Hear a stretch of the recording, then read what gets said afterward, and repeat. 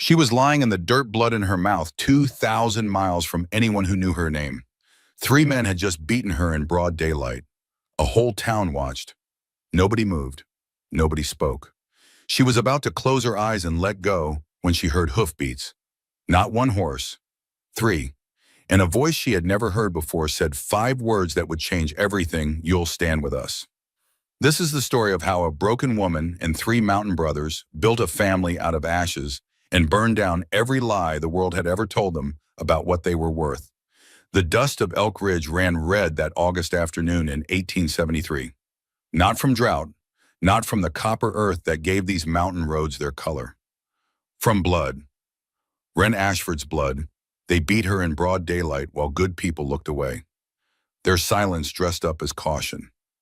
3 men, 1 woman, no mercy, until the sound of hoofbeats changed everything. Not 1 horse, 3. Until 3 shadows blocked the sun, and a voice rough as mountain granite spoke words that would reshape 4 broken lives. You'll stand with us. This is their story. Before we continue, if you're new here, hit subscribe. I share New Frontier stories every week. And drop a comment telling me where you're listening from tonight. Let's see how far this tale travels. Now, let us go back. 18 days before the blood, 18 days before the dust, 18 days before Wren Ashford learned what it meant to fall and what it meant to be lifted up by hands she had never touched and hearts she had never known. Let us begin at the beginning. The stagecoach climbed. It had been climbing for hours, lurching and swaying up switchback trails that grew narrower with every mile, the wheels finding every rut and stone in the ancient road, as if guided by spite. The interior smelled of old leather and dust and the faintest trace of tobacco from whoever had ridden in this seat before her. Through the window, the landscape tilted and shifted the dry valley floor, giving way to stands of dark pine, the air thinning and sharpening until each breath tasted of resin and cold water and something else, something wild, something untouched. Wren Ashford sat alone on the worn bench seat, her carpet bag clutched in her lap, and tried to remember how to breathe without shaking. She was 23 years old. She owned 2 changes of clothes, her mother's Bible, a daguerreotype of her parents taken the year before they died, and a letter. The letter was the most important thing. She had read it so many times the paper had gone soft at the folds, the ink smudged by anxious fingers that returned to it again and again the way a drowning person returns to the surface for air. The advertisement had appeared in the Boston Herald tucked between notices for patent medicine and farm equipment in a newspaper someone had left on a park bench. She had almost walked past it, almost left it there in the rain, but something made her stop. Something made her read the small block of text that would change the entire course of her life. Wife sought for the Thornton homestead, a good Christian woman of strong character willing to build a life in mountain country. Inquire by letter to E. Thornton, Elk Ridge, Colorado Territory. She had written that night, written by candlelight in the narrow room she shared with the brooms and the mending basket in her Aunt Prudence's house in Boston, the house where she had lived for 7 years. As something between a niece and a servant, never quite one thing or the other, always reminded that she occupied space she had not earned and consumed food she had not paid for. Her parents had died of cholera when she was 15. Both of them within 3 days of each other, as if even death could not separate them. Her father had been a school teacher. Her mother had played piano at the church on Sundays and sang hymns that made the congregation weep. They had not been wealthy. They had not been important. They had simply been good, and then they were gone, and Wren was left alone in a world that had no particular use for a 15-year-old girl, with no dowry and no connections and no one to speak for her. Aunt Prudence took her in, not out of love. Prudence Ashford had no love to spare, having used up whatever supplies she possessed on a husband who died owing money to half of Boston. She took Wren in because it was expected, because the church ladies would have talked, because having a niece to do the cooking and the cleaning and the mending was cheaper than hiring a girl from the agency. 7 years. 7 years of scrubbed floors and pressed linens and meals conjured from whatever the butcher had discounted that day. 7 years of hearing every single morning the same bitter litany. You eat my food, you sleep under my roof. You contribute nothing of value. 7 years of being told that no decent man would ever want her, that she was plain, that she was odd, that she read too much and talked too little, and had ideas above her station. And then the letter came back from E. Thornton. The handwriting was strong and clear. The words were surprisingly literate, even poetic, carrying a kind of quiet intelligence that made her read certain sentences 2 and 3 times, turning them over in her mind like stones from a riverbed, examining their weight and shape and hidden beauty.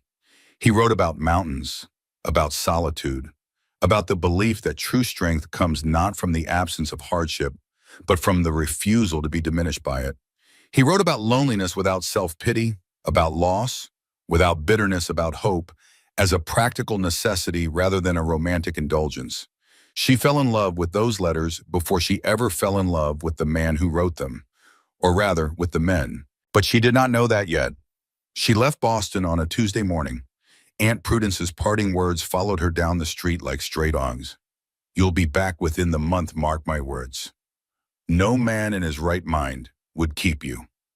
Wren had $12 remaining, not enough to buy passage home even if she wanted to return, which she did not. She would rather face whatever waited at the Thornton homestead than spend another day being told she was worthless by a woman who had never once looked at her and seen anything worth keeping. The stagecoach driver called out that they were approaching Elk Ridge. Wren peered through the dusty window and saw a small mountain town clinging to the side of a valley. Wooden buildings lined a main street of packed dirt. Pine-covered mountains rose on all sides, their peaks still holding the last of the winter snow, even in August. It was beautiful in the way that wild things are beautiful. Terrifying in the way that the unknown is always terrifying. She was 2,000 miles from the only world she had ever known about to meet a man she had never seen, to begin a life she could not imagine. The stagecoach lurched to a stop. Wren gathered her carpetbag, smoothed her navy blue traveling dress as best she could, and stepped down onto the wooden platform in front of the general store. The sign above the door read, "Mercer's Mercantile," in faded gold letters. The mountain air hit her like a wall, thin, cold, sharp with pine resin, and the mineral smell of rock and running water.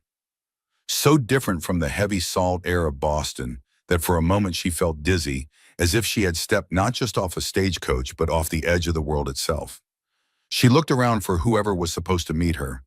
The street was quiet. A few people moved about their business, giving her curious glances, but no welcome.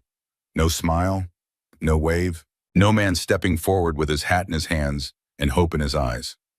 10 minutes passed. 20, 30. The dizziness became something else, something colder, something that crept up from her stomach and wrapped around her chest and whispered in Aunt Prudence's voice, "No man in his right mind would keep you." Had E. Thornton changed his mind? Had the letter gone astray? Was she stranded in a mountain town at the end of the earth with no money, no prospects, and no way home? Wren made a decision. She would go inside the general store and ask about the Thornton Ranch. She was not going to stand on this platform like a piece of unclaimed freight. She was not going to let the silence of this town make her small. She pushed open the door and stepped inside. The store smelled of coffee beans and leather and coal oil. Shelves lined the walls, stocked with the necessities of frontier life: canned goods, ammunition, fabric tools, rope soap. Behind the counter stood a young man a few years older than her, 27 or 28, with a handsome face, spoiled by an expression of permanent entitlement. His hair was oiled, his shirt was clean, his eyes traveled over her the way a horse trader's eyes travel over livestock, assessing value and finding it lacking. This was Dalton Mercer, son of the store's owner, a young man whose sense of entitlement exceeded his intelligence by a considerable margin. "Help you," he said, and even those two words carried a weight of assumption that made Wren's skin crawl. "I'm looking for the Thornton homestead," she said quietly. "I was told someone would meet me here." Dalton's expression shifted. Something ugly entered his eyes, something amused and predatory, like a cat watching a mouse that does not yet know it has been seen. "The Thornton place, those mountain savages." He laughed, showing white teeth. "Lady, you must be lost. Nobody goes up that mountain on purpose." Two more men entered the store behind her. Wren heard their boots on the wooden floor, felt their presence like a change in air pressure. Virgil Pope, lean and mean, eyed with the practiced cruelty of a man who enjoyed causing pain. Lyle Dawson, soft-chinned and dull, the kind of man who followed because he lacked the imagination to lead. They flanked Dalton with the ease of longtime companions, and the three of them formed a wall between Wren and the door. Dalton told her the Thorntons were trouble. that they were squatting on land that belonged to proper citizens, that they were violent, antisocial, and dangerous. He leaned forward on the counter and lowered his voice, and what he implied next about what might happen to a woman alone going up that mountain was so foul that Wren felt the blood rise in her face. She straightened her spine, she lifted her chin, and she replied with the quiet steel that had been forged in 7 years of Aunt Prudence's kitchen. "Thank you for your concern, Mr. Mercer. I'll wait outside for my ride." She turned to leave. Dalton's hand shot out and grabbed her arm. His grip was hard, hard enough to bruise, hard enough to leave marks she would carry for days. His voice dropped to something private and threatening, something meant only for her. "Pretty thing like you doesn't need to waste herself on mountain trash. Stay in town. I'll find you proper accommodations." The implication was unmistakable. Wren pulled her arm free and walked out the door. She could hear Dalton and his friends all laughing behind her. She stood on the boardwalk, her heart hammering against her ribs, her arm throbbing where he had grabbed her, and told herself that she was not going to cry. She was not going to let this man and his ugly mouth and his rough hands make her cry. She had survived Aunt Prudence. She could survive this. But Dalton Mercer was not finished. He followed her outside. He was angry now. The rejection, quiet as it was, had wounded his pride, and men like Dalton Mercer do not forgive wounded pride. They avenge it in front of his friends and the handful of townspeople who had gathered on the boardwalks and in doorways drawn by the sound of voices and the scent of trouble. Dalton began to speak loudly. He called Wren things that made her ears burn. He said she was a painted woman sent for the Thorntons, using implications so crude that even Virgil Pope had the grace to look away for a moment. When Wren turned and told him clearly and firmly to leave her alone, Dalton Mercer struck her across the face. The blow was open-handed, but delivered with the full force of a man who had learned that violence against those smaller than himself carried no consequences. It snapped Wren's head sideways. She stumbled. Her carpet bag fell from her hands, spilling its meager contents across the boardwalk. Her mother's Bible landed in the dirt of the street. The daguerreotype of her parents skidded under the steps. Before she could recover, before she could even understand what was happening, Virgil Pope grabbed her arm from behind and Dalton hit her again, this time in the stomach. The air left her lungs in a sound she did not recognize as her own voice. What followed was deliberate. What followed was methodical. What followed was 3 men beating a woman in the middle of the street on a Tuesday afternoon in August, while the entire town of Elk Ridge watched. Sheriff Connors stood on the jail porch, arms folded, watching, not moving. Mrs. Henderson at the dress shop turned her face to the wall. Amos Baker at the livery pretended to be busy with the harnesses, his fingers fumbling with the buckles he had fastened 1,000 times before. Doc Whitfield's curtains moved. His face appeared behind the glass for a moment. Then the curtains fell back and the face disappeared and the door stayed shut. Wren tried to fight back. She scratched Dalton's face, drawing blood, her nails raking 3 lines down his cheek. The scratch only enraged him. He hit her again. A boot caught her ribs. She could not tell whose. Virgil or Lyle or Dalton. It did not matter. Pain was pain regardless of the boot that delivered it. She went down hard. Her palms scraped against the packed dirt of the street. Her face pressed into the earth. Red dust filled her nose and mouth. She could taste it, could feel it grinding between her teeth. Her dress tore. Blood bloomed from a cut on her lip, and the metallic taste of it mixed with the dust until she was choking on both. Another kick, this one to her back. Pain exploded along her spine like lightning running down a wire. And through it all, through the haze of agony and fear, and the taste of blood and dirt, Wren became aware of something almost worse than the beating itself. The silence. The awful, condemning, absolute silence of every person on that street. She could see them. Through swelling eyes and tears and the shimmer of pain, she could see their boots on the boardwalk, could see the hems of their skirts, could see them standing and watching and doing nothing because Dalton Mercer was the son of a prosperous man and Virgil and Lyle worked for a wealthy ranch, and Wren Ashford was nobody. Nobody at all. Sheriff Connors finally spoke, his voice carrying the bored tone of a man commenting on weather. "That's enough, boys. Point's been made." Dalton spat in the dirt inches from Wren's face. "Reckon she knows her place now."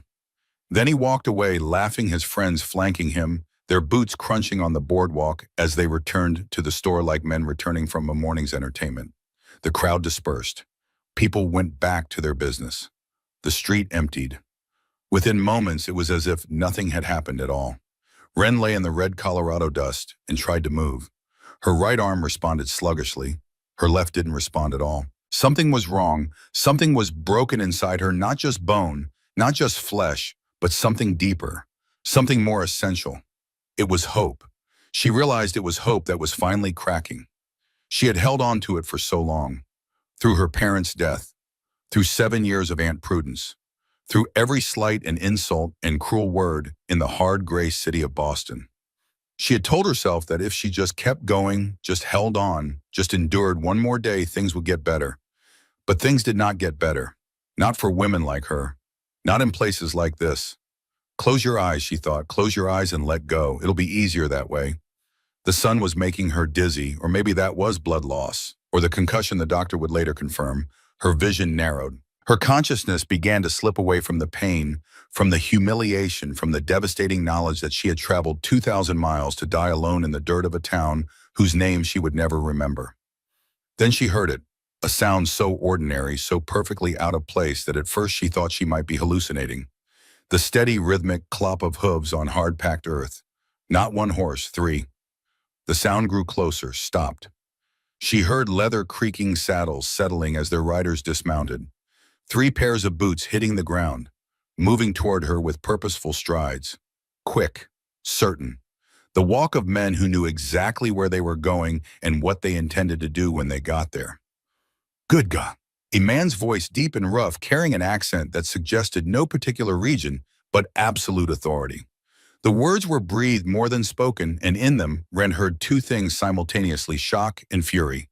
Controlled fury. The kind that does not shout or bluster, but simply waits patient as a coiled spring for the right moment to release. Don't move her yet. Let me look first. A second voice, quieter, measured, analytical. A voice accustomed to observing before acting, to reading situations the way other men read weather. Who did this? A third voice, younger than the other 2, vibrating with rage that made no attempt at control. I'll kill them! I'll kill every last one of them! Wren forced her eyes open, squinted against the brutal afternoon light. 3 shapes moved into her field of vision. Broad-shouldered, tall, backlit by the sun so that for a moment all she could see were silhouettes. She thought her concussed brain was showing her triples, fracturing one image into 3. But no. As they crouched and their faces came into focus, she saw 3 distinct men who were unmistakably related. The same strong jaw, the same high cheekbones, the same extraordinary amber-colored eyes, like whiskey held up to firelight. But each face was different. Each carried its own history, its own particular arrangement of scars and lines and expression. 3 brothers, not twins, not triplets. Brothers separated by years but united by blood, and something else, something harder to name. A shared weight, a common wound. The largest of them knelt beside her first. He was the tallest by several inches, broad enough to block the sun entirely, with dark brown hair, cut short but perpetually unruly, and the faintest trace of premature gray at his temples. His face was hard, not cruel, just hard in the way that stone is hard, shaped by forces beyond its control into something that could withstand almost anything. His amber eyes were the darkest of the 3, and they carried an expression Wren would come to know well, the look of a man who has seen the worst the world has to offer and has built himself into a wall against it. His hands were enormous, calloused, scarred across the knuckles, but when they moved over her body, checking for breaks, assessing damage with practiced efficiency, they were impossibly gentle. He knew injuries. He had seen them before on battlefields and in frontier camps and in all the violent places where men like him had served and survived. This was Caleb Thornton, the eldest, the protector. Age 33, though the weight he carried made him look older. Behind him, the second brother was already scanning the street, his lighter amber gold eyes reading the scene with the systematic precision of a trained investigator. The scattered belongings, the faces behind curtained windows, the conspicuous absence of the sheriff from the porch where he had been standing moments before. This man was slightly leaner than his brother, with chestnut hair that fell longer across his forehead and an expression of quiet intelligence that never fully rested. He bent down and picked up Wren's Bible from the dirt. brushed the dust from its cover with careful fingers, held it as if he understood its value was not measured in money. This was Elijah Thornton, the Eli, the thinker, age 30, the one who had written the letters. The third brother stood with his fists clenched at his sides, trembling with the effort of not running into that general store and tearing it apart with his bare hands. He was the shortest of the three, though at 6'1" he would tower over most men, with sun-bleached brown hair and eyes the warmest shade of amber, like honey in summer light. His face was the most open, the most readable, and right now it was reading pure fury. Not the controlled kind his eldest brother wore, the raw kind, the dangerous kind. This was Sullivan Thornton. Boone everyone called him, the Heart, age 27. The one who had first said 3 months ago in the quiet of their mountain kitchen, "We need someone. This place is dying without someone to make it a home." "Miss Ashford," Caleb's voice was low. Careful, the voice of a man approaching a wounded animal, aware that fear can make even gentle things lash out. "Wren Ashford, can you hear me?" Wren managed a nod. Her vision was swimming. 3 faces hovered above her, and despite the pain, despite the blood in her mouth and the fire in her ribs, and the certain knowledge that her left shoulder was not where it was supposed to be, she felt a flicker of something so absurd she almost laughed. She had come 2,000 miles expecting one husband. She had gotten 3. "We're the Thorntons," Caleb said. "I'm Caleb. That's Eli and Boone. We were supposed to meet your stage. We got held up on the trail." A muscle jumped in his jaw. The controlled fury burned hotter behind his eyes, but his voice remained steady. "We're going to get you to the doctor, and then we're taking you home. Nobody is going to hurt you again. That's not a promise. That's a fact." Wren wanted to speak, wanted to ask which one was E. Thornton from the letters, wanted to understand what she had walked into, wanted to say she was fine, that she could manage, that they should just leave her alone before those men came back and started on them too. But her body had reached its limit. The pain was too vast. The relief of no longer being alone was too overwhelming. She could not make her voice work. "I'm going to pick you up, Queen," Caleb said. "It's going to hurt. I'm sorry for that." He slid one arm beneath her knees and another behind her shoulders, and he lifted her as if she weighed nothing at all. The pain of being moved was extraordinary. Wren could not stop the cry that escaped her lips, could not stop the tears that spilled from her swelling eyes. But through it all, through the fire in her ribs and the grinding wrongness in her shoulder, she was aware of the steadiness of his hold, the warmth of his chest against her side, the way he adjusted his grip to cause her the least possible discomfort, shifting her weight with a precision that spoke of practice of having carried wounded people before. The gentleness, that was what undid her. That a man this large, this obviously capable of violence, could handle her broken body with such extraordinary care. "Doc Whitfield," Caleb's voice cracked across the street like a rifle shot. The doctor's door opened immediately. The man had been watching, of course, had seen everything, and the shame on his face as he ushered them inside told its own damning story.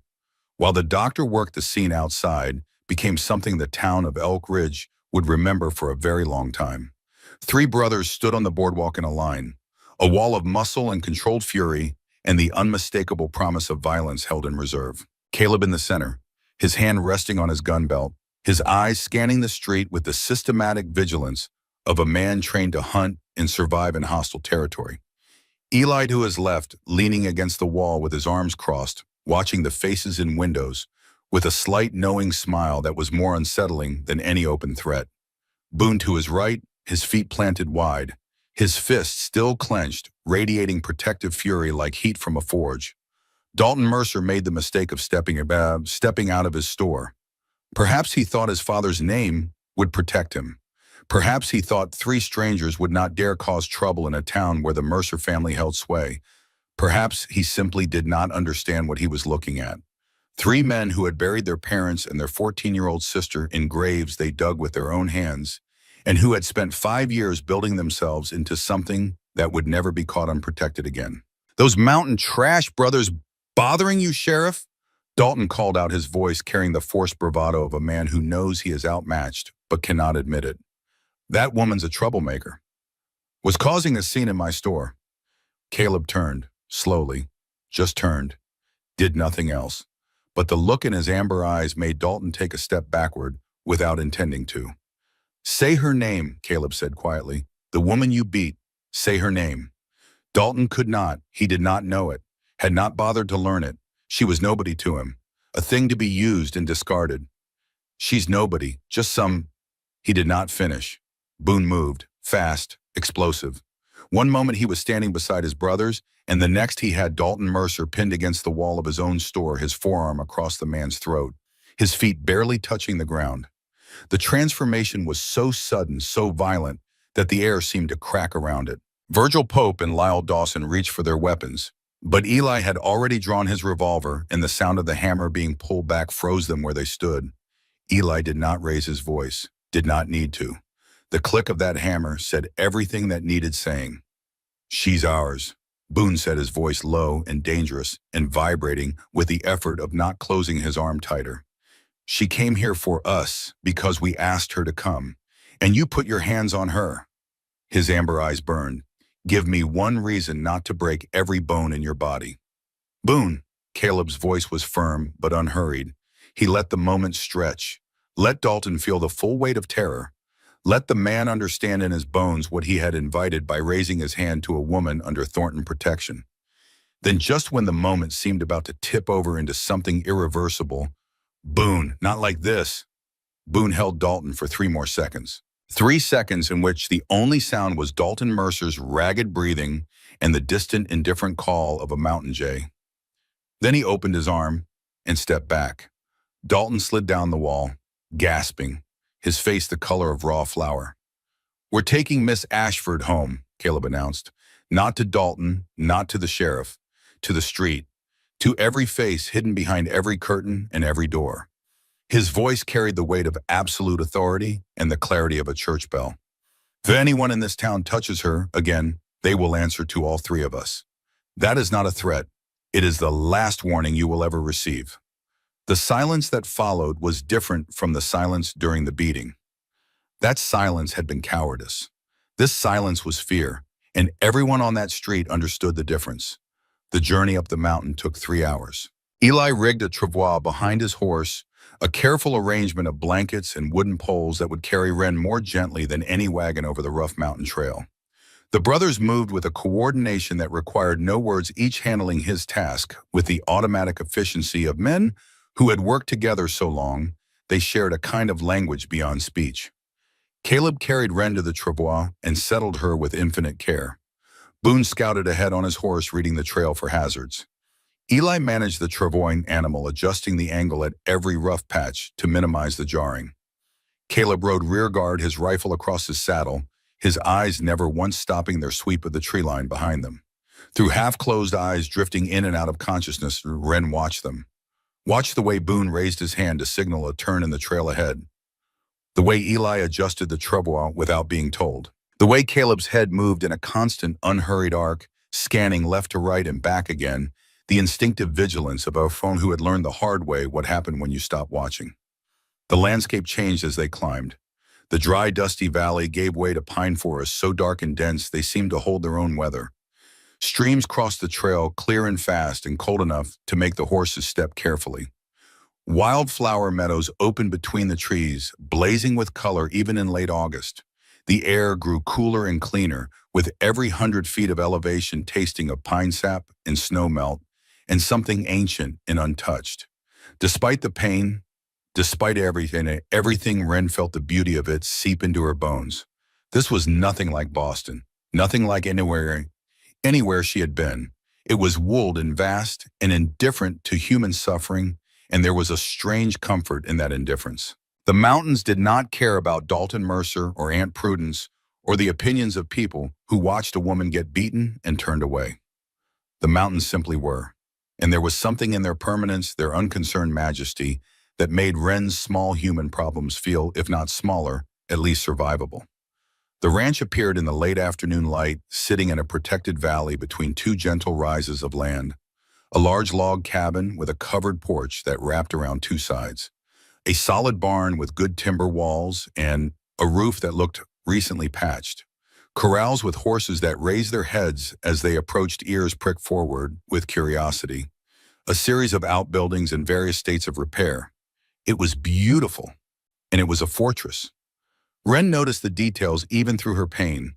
The cabin walls were thick. The windows had heavy shutters that could be barred from inside. The tree line had been pushed back far enough to create clear sight lines in every direction. The barn door was positioned so that someone standing on the porch could see anyone approaching from the east or the south. These men had built their home like a military position. And as Caleb carried her inside, she understood that whatever had happened to make them this way must have been terrible beyond imagining. The interior of the cabin was spacious and clean but spare. A large stone fireplace dominated one wall with a cast iron stove set into it for cooking.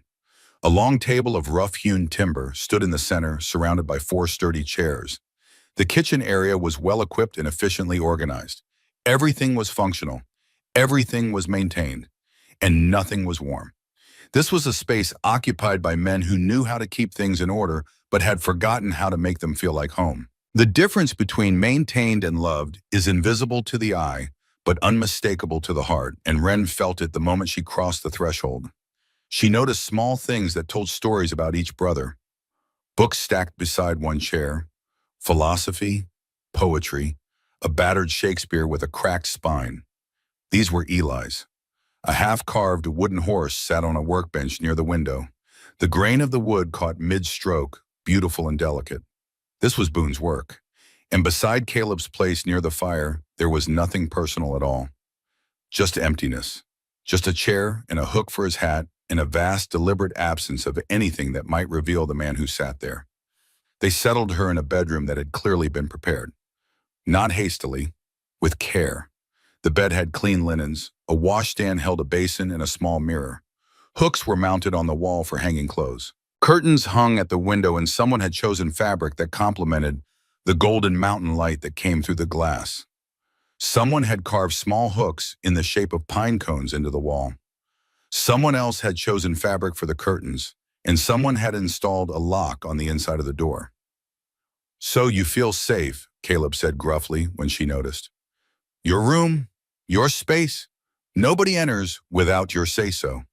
It was the first time since her parents died that anyone had made a space specifically for her.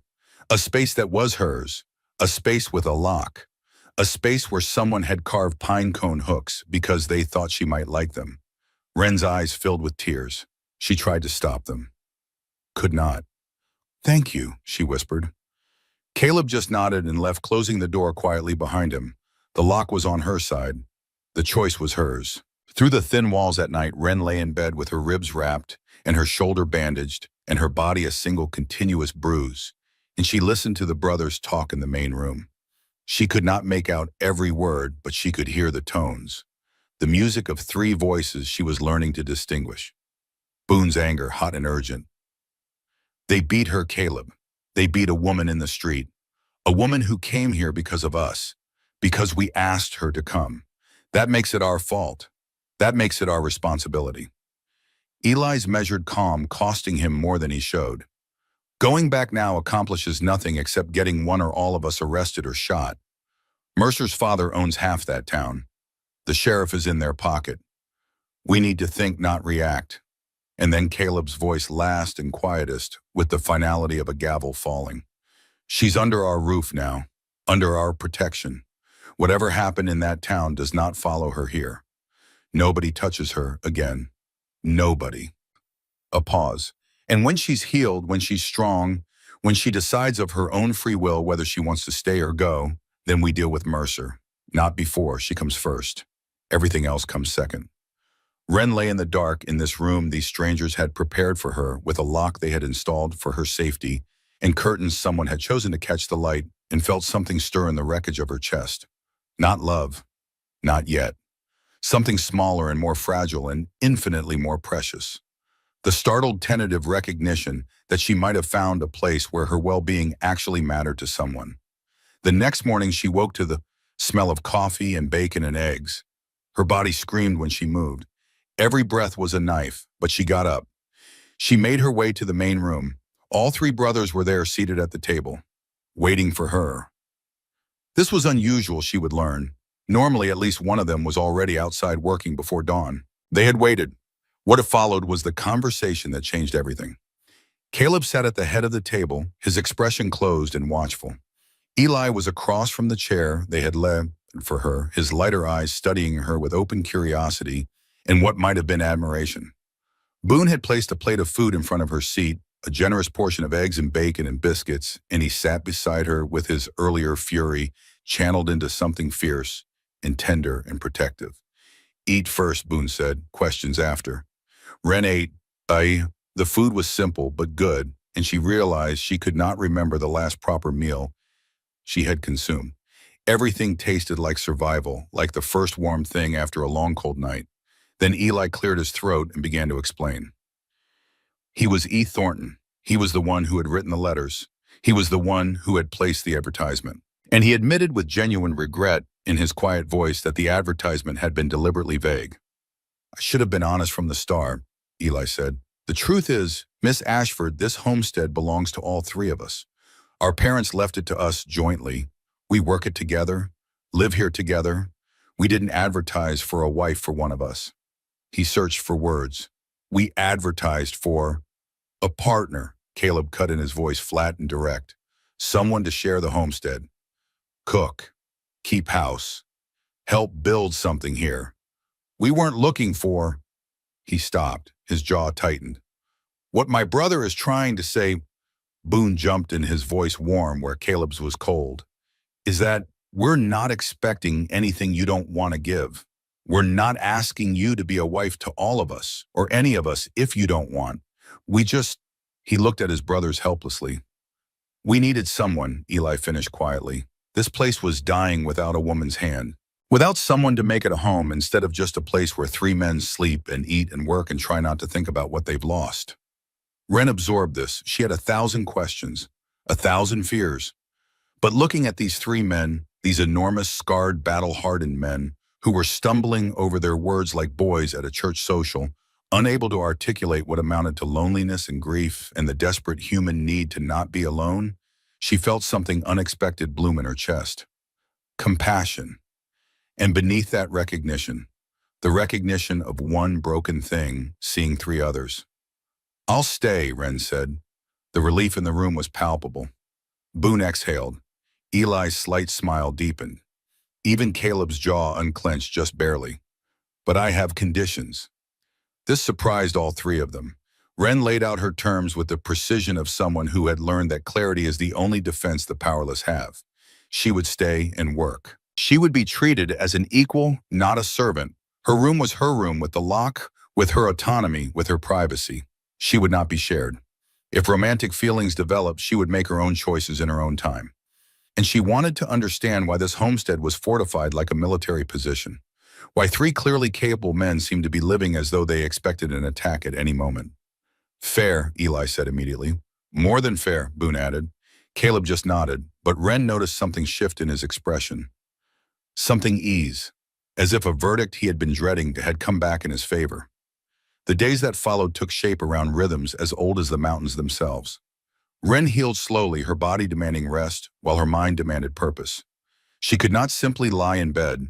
She began with small things, organizing the kitchen, cataloging supplies, washing curtains, and hanging them in the mountain sun, rescuing the neglected kitchen garden from weeds, and planting herbs that would dry before the first frost.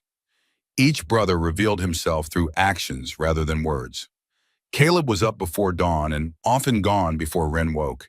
He handled the hard work, the dangerous work, checking fence lines, scouting the perimeter of the property, managing the larger livestock. He spoke little at meals and ate standing up out of habit, as if sitting down for food was a luxury he had denied himself so long he had forgotten how. But Wren noticed things. Fresh water in her wash basin every morning placed there before she woke. A warmer blanket appearing on her bed the night the temperature dropped. A small shelf installed in her room for her books. The wood sanded smooth, the brackets set with the precision of a man who built things to last. Caleb Thornton spoke through carpentry and provision, and his silence was louder than most men's shouting. Eli was the conversationalist, not talkative but willing to engage in actual dialogue. He and Wren discovered a shared love of poetry. His battered Walt Whitman became a bridge between them, borrowed and returned with pressed wildflowers marking favorite passages. He was the one who explained the ranch, who taught her about the mountain, which trails were safe, where the best water ran, how to read the clouds for weather. His intelligence was quiet and vast, and Wren found herself drawn to his mind the way a cold person is drawn to a fire. Boone was the warmest, the easiest to like. He brought her wildflowers without self-consciousness, bunches of columbine and Indian paintbrush left in a jar on the kitchen table, with no note and no acknowledgement. He taught her the names of the horses, told her stories about growing up on this mountain that made her laugh, real laughter, a sound she had not made in months, maybe years. When she was in pain and trying to hide it, he simply appeared with a cup of tea brewed without being asked, offered without expectation of thanks. But there was something else in this house, something darker than grief or loneliness, something that lived behind a locked door at the end of the hallway. Wren noticed it during her first week. The door was always closed, not just closed, locked. The brothers never referenced it. They moved past it as though it did not exist. But late at night, when the house was quiet and the only sounds were the creak of settling wood and the distant call of coyotes, Wren saw Caleb pause outside that door, his hand on the frame, his forehead pressed against the wood, standing there in the darkness like a man praying at a grave. She saw Boone glance at it with wet eyes. When he thought no one was watching, his easy smile gone replaced by something so raw it made her chest ache. She saw Eli deliberately look away from it every time he passed, his eyes finding something else to fix on anything else, as if the door itself could wound him. When Wren asked about it gently over breakfast one morning, all three brothers went still. The warmth drained from the room as if someone had opened a window to the winter. "That room stays closed," Caleb said, and his voice was granite, not cruel, just final. The voice of a man who has placed a boundary that cannot be moved. Wren did not push. She had learned in 7 years with Aunt Prudence when to press and when to wait.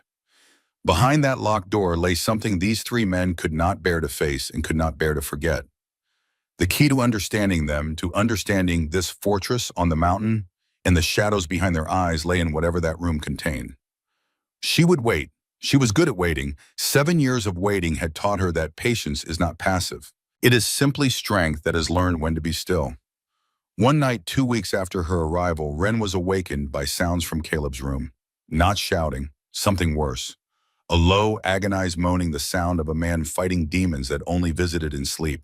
Thrashing, a crash as something fell from a nightstand. Then silence. Then footsteps as Caleb left his room and went outside, the cabin door opening and closing with the careful quiet of someone trying not to wake the others. Through her window, Wren could see him in the moonlight, standing at the edge of the porch, his hands gripping the railing until his knuckles went white, his head bowed, his massive shoulders shaking. He was crying. This enormous, terrifying, controlled man was crying alone in the mountain dark, and the sound of it, or rather the silence of it, because Caleb Thornton even wept without making noise, was the most heartbreaking thing Wren had ever witnessed. She did not go to him. Instinct told her he would not welcome it. Not yet. The walls he had built around himself were not the kind you could breach with sympathy. They were the kind that had to be dismantled from the inside, stone by someone patient enough to wait for the builder to start removing them himself. So she lay awake listening until his footsteps passed her door again, until his door closed, until the house was silent once more. The next morning, Caleb was up before dawn as always. His face betrayed nothing. The shadows beneath his amber eyes were the only evidence of the night, and even those could have been explained by early rising and hard work. But when Wren placed his coffee in front of him and her hand brushed his, just for a moment, just the briefest contact of her small fingers against his scarred knuckles, he went very still. He looked at her hand, then at her face. Then he nodded, barely perceptible, and drank his coffee. It was not a conversation. It was not an acknowledgement in any language that could be written down. But something passed between them in that moment, a current of understanding that needed no words. And Wren knew with a certainty that surprised her that Caleb Thornton was not the stone wall he pretended to be. He was a man in agony, a man held together by discipline and duty, and the fierce, stubborn refusal to collapse under a weight she could not yet see, but could feel in every silence, every locked door, every night terror that sent him weeping to the moonlit porch. Something terrible had happened to these brothers, something that had burned them down to the foundations and left them to rebuild themselves from the ashes. And whatever that something was, It lived behind the door at the end of the hallway, and it came alive in Caleb's dreams, and it was the reason three strong men had sent a letter across 2,000 miles begging in the most dignified language they could manage for someone to help them remember what it meant to be human. That evening, Wren stood on the porch and watched the three brothers ride in from a day's work. Three silhouettes against the mountain sky, their horses picking their way down the trail in the amber light of sunset, moving in the easy synchronization of men who had shared labor and loss and silence for so long they had become parts of a single organism. Caleb rode in front, scanning the tree line. Eli behind his lighter eyes, taking in everything, cataloging, analyzing, filing away for future reference. Boone at the rear, his horse dancing slightly under him, his hand resting on the neck of the animal with the natural ease of a man who understood living things better than he understood people. Wren watched them approach, and she felt something rise in her chest that was bigger than gratitude and deeper than relief and more terrifying than anything Dalton Mercer's fists had done to her. She was beginning to feel like she belonged, not to these men, not as property or obligation or transaction, but here, in this valley, in this cabin that needed curtains and a garden and someone to sit at the table and make meals into occasions instead of fuel. Here on this mountain that did not care about her past or her poverty or the opinions of people who watched women get beaten and turned away. She belonged here. And for an orphan who had never belonged anywhere, who had moved through the world like a letter without an address, that feeling was the most dangerous thing she had ever encountered. Because belonging meant caring, and caring meant the possibility of loss. And loss was something Wren Ashford understood the way she understood breathing. She had lost her parents. She had lost her home. She had lost 7 years to a woman who saw her as nothing more than unpaid labor. She knew what it cost to care about things that could be taken away. But standing on that porch watching three broken men ride home to a house that was slowly, carefully becoming something more than a fortress, Wren made a choice.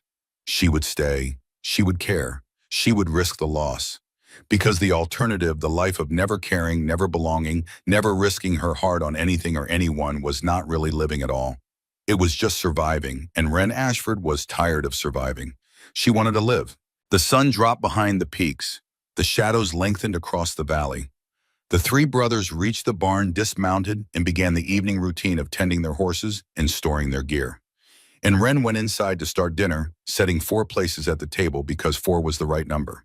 4 was what this house had been waiting for. 3 weeks. 21 days of waking without dread.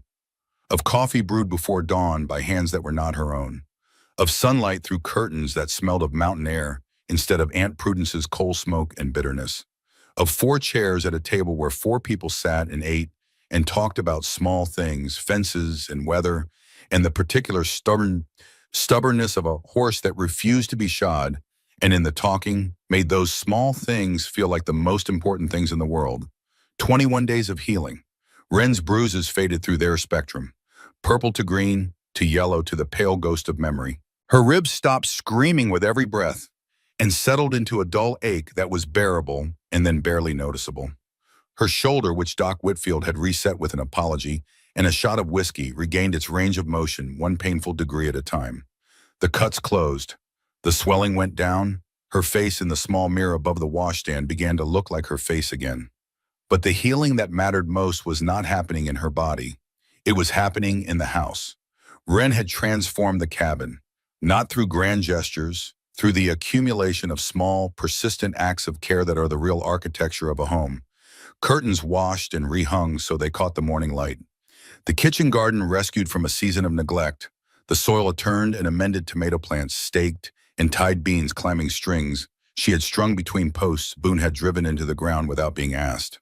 Herbs drying in bundles from the ceiling rafters, filling the cabin with the scent of rosemary and sage and thyme. A vase of wildflowers on the table replaced every 3 days because Boone kept bringing fresh ones, leaving them in a jar on the porch railing with no note and no acknowledgement, as if wildflowers simply appeared by natural law in places where he happened to walk. The kitchen was where the transformation showed most clearly. Wren had discovered that simple ingredients handled with attention could become something that nourished more than bodies. The first time she made biscuits from scratch, light and golden, and served with butter and the wild honey Eli had traded for at a neighboring ranch, All three brothers had stared at their plates as if she had performed an act of sorcery. Our mother used to make biscuits like these, Boone said softly, and the table went quiet for a moment. The kind of quiet that is not empty but full of memory and loss and the fragile recognition that something new can taste like something beloved and gone. Caleb ate three. He did not comment, but he sat down to eat them, and Wren understood, without needing to be told, that sitting at this table still cost him something. That every meal taken in this room was a small act of defiance against a grief that wanted him standing at the counter with his back to the chairs eating alone, refusing to occupy a space that memory had made unbearable. He was sitting now. That was enough. Each brother had changed in the 3 weeks since Wren's arrival, and each had changed in his own way, at his own pace, following the private map of his own particular wounds. Boone had blossomed. There was no other word for it. Having someone to direct his warmth towards someone who received his kindness without suspicion or mockery had unlocked something in him that must have been waiting a long time for the right key. He found excuses to work closer to the house, volunteered for tasks that brought him inside during the day. He taught Wren to ride carefully, mindful of her healing ribs, walking beside Rosie the bay mare with one hand on the bridle and the other ready to catch Wren if she started to slip. One afternoon he took her up to the high meadows above the ranch to see the wild horses. They sat on a ridge together, the grass warm beneath them, the sky enormous above, and watched a herd of mustangs graze in the golden light while Boone talked about his dream. Breeding mountain-hardy horses, crossing the endurance of wild stock with the temperament of domestic animals, creating something new from the meeting of two things that had never met before. His eyes lit up when he talked about it. His whole body changed, the tension leaving his shoulders, his hands moving through the air to sketch shapes only he could see. Wren watched him and thought, this is who he is when nothing hurts. This is the man underneath the grief. You light up when you talk about horses, she observed. Boone turned to look at her, his warm, honey-amber eyes holding hers with an openness that was almost startling. I light up when I talk about things I love, he said. There was nothing subtle about it. Boone did not do subtle, and Wren's heart turned toward his warmth the way a flower turns toward the sun, instinctively, gratefully, without quite meaning to. Eli's change was quieter, more internal. The conversations between him and Wren had become a nightly ritual conducted in low voices by the fire after Caleb had retreated to his room and Boone had gone to check the horses one final time. They talked about books and ideas and the nature of things, philosophy and poetry, and the question of what makes a life meaningful. One rainy afternoon, trapped indoors by a storm that turned the world to gray, Eli read aloud to her from his battered Whitman. Not the famous poems, the obscure ones, the ones about ordinary people finding extraordinary meaning in the quiet business of living. His voice was low and rich, and the words moved through the dim room like something you could touch. You wrote those letters to me as if you already knew me, Wren said quietly when he finished. Eli set the book down. His expression was unguarded in a way it rarely was. The analytical armor lowered the watcher, allowing himself to be watched. I wrote to the woman I hoped existed, he said. The woman who would read between the lines and understand what I couldn't say directly. That 3 men on a mountain were lonely and broken and needed someone to show them how to be human again. He paused. When I read your replies, I knew I'd found her. Found her or created her. Those letters shaped my expectations, Eli. They made me brave enough to come. Then we created each other, Eli said, and the truth of it settled between them like a stone dropped into still water, sending ripples outward in every direction. Caleb's change was the hardest to see. He remained the most guarded, the most walled off, the most committed to the fiction that he needed no one and nothing beyond the work of his hands and the scope of his vigilance. But the walls were cracking. He no longer ate standing up. He sat at the table for every meal now, always at the head, slightly apart, maintaining the illusion of distance, even as the distance itself was shrinking. He still spoke little, but Wren had learned to read his silences the way she read his brother's words. And what she read, there was a man paying attention. Paying very close attention. The moment that defined Caleb came on an ordinary afternoon.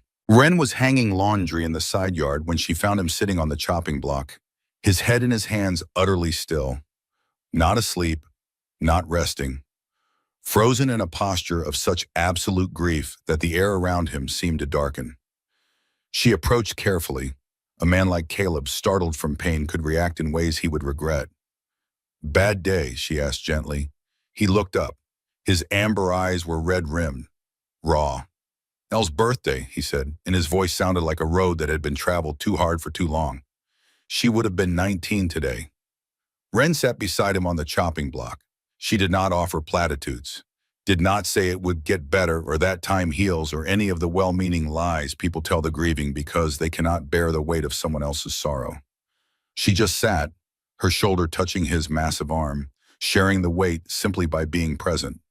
They stayed like that for nearly an hour. Neither spoke again. The shadows moved across the yard. A hawk circled overhead. The horses called to each other in the corral, and two people who understood loneliness sat together in it, and by sitting together made it something else. When Caleb finally stood, he paused, and so briefly she almost missed it. He brushed his rough fingers across the back of her hand. "Thank you," he said, "for not trying to fix it." "Some things can't be fixed," Wren replied. "They can only be carried, and carrying is easier when you're not alone." He looked at her then, really looked, and in that look she saw the first crack in the deepest wall. Not a door, not yet, just a hairline fracture. But it was enough. It was a beginning.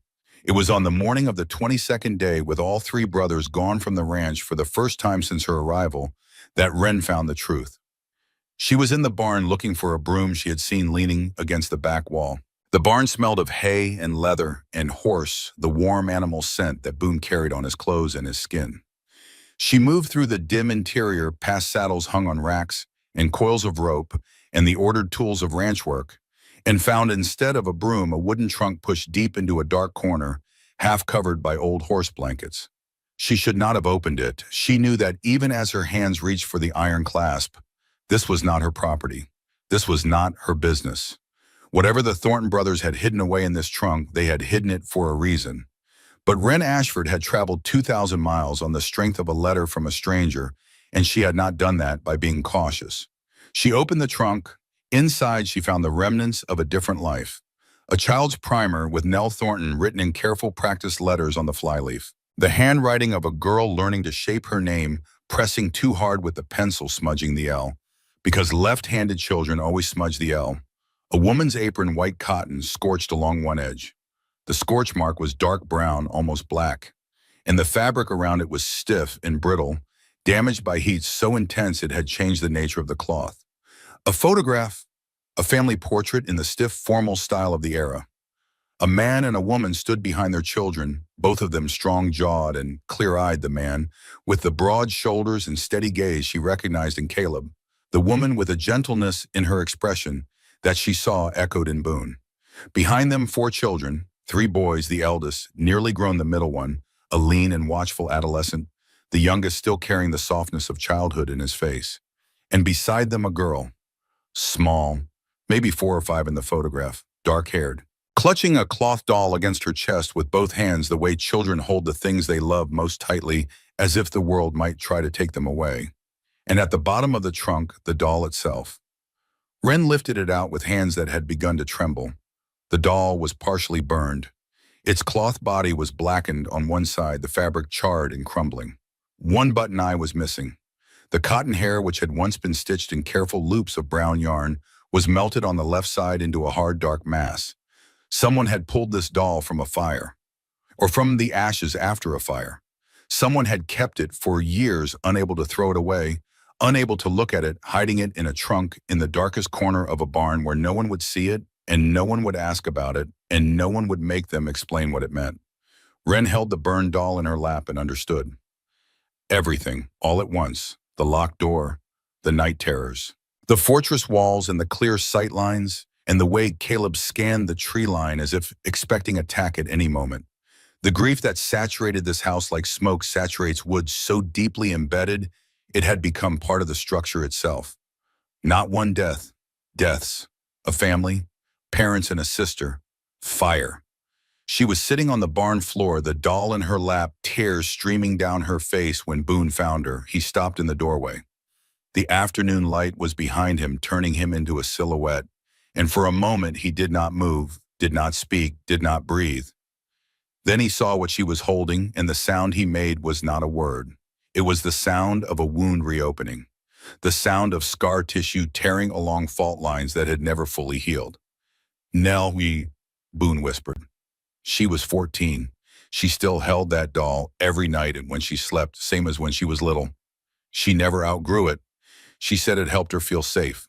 He sat down beside Wren on the barn floor, his long legs folding awkwardly, his big body suddenly seeming too large for the space, too large for the emotion it was trying to contain. And he told her, their parents, Josiah Thornton, who had been a rancher and a circuit preacher, a man who could deliver a sermon that made sinners weep and then go home and shoe a horse with equal conviction.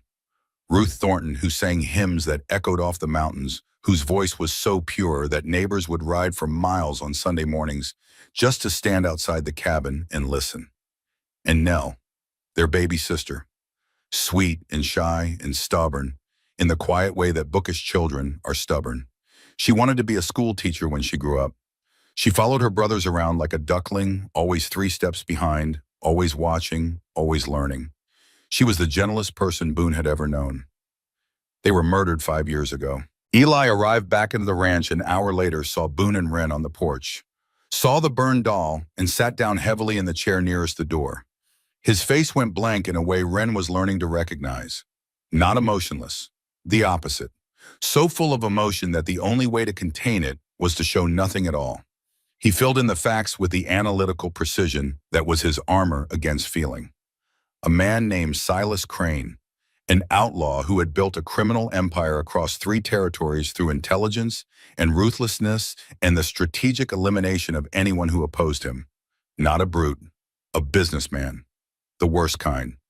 Caleb, serving as an Army scout, had inadvertently discovered one of Crane's supply routes during a military operation, had reported it, had disrupted a network that was making Crane millions. Crane did not forget.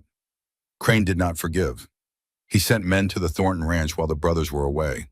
They burned the house, Eli said, his voice as flat and controlled as a surveyor's line, with our parents and Nell inside. Left a message carved into the barn door. He paused. The mountains aren't big enough to hide. The brothers had been scattered that day. Caleb on a scouting mission 60 miles east. Eli and Boone in town buying winter supplies. By the time they saw the smoke column rising above the ridge, by the time they rode their horses nearly to death, getting back there was nothing left. Nothing but ashes. And bodies. And a burned doll clutched in the hands of a 14-year-old girl who had tried to hide under the kitchen table her father built. Caleb told the final layer that evening. He did not choose to tell it. He returned from the north pasture at dusk, walked into the cabin, and stopped.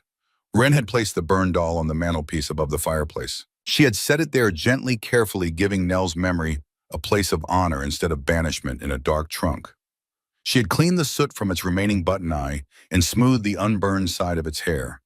It sat on the mantel between 2 of Boone's carved wooden horses, looking out at the room with its single eye.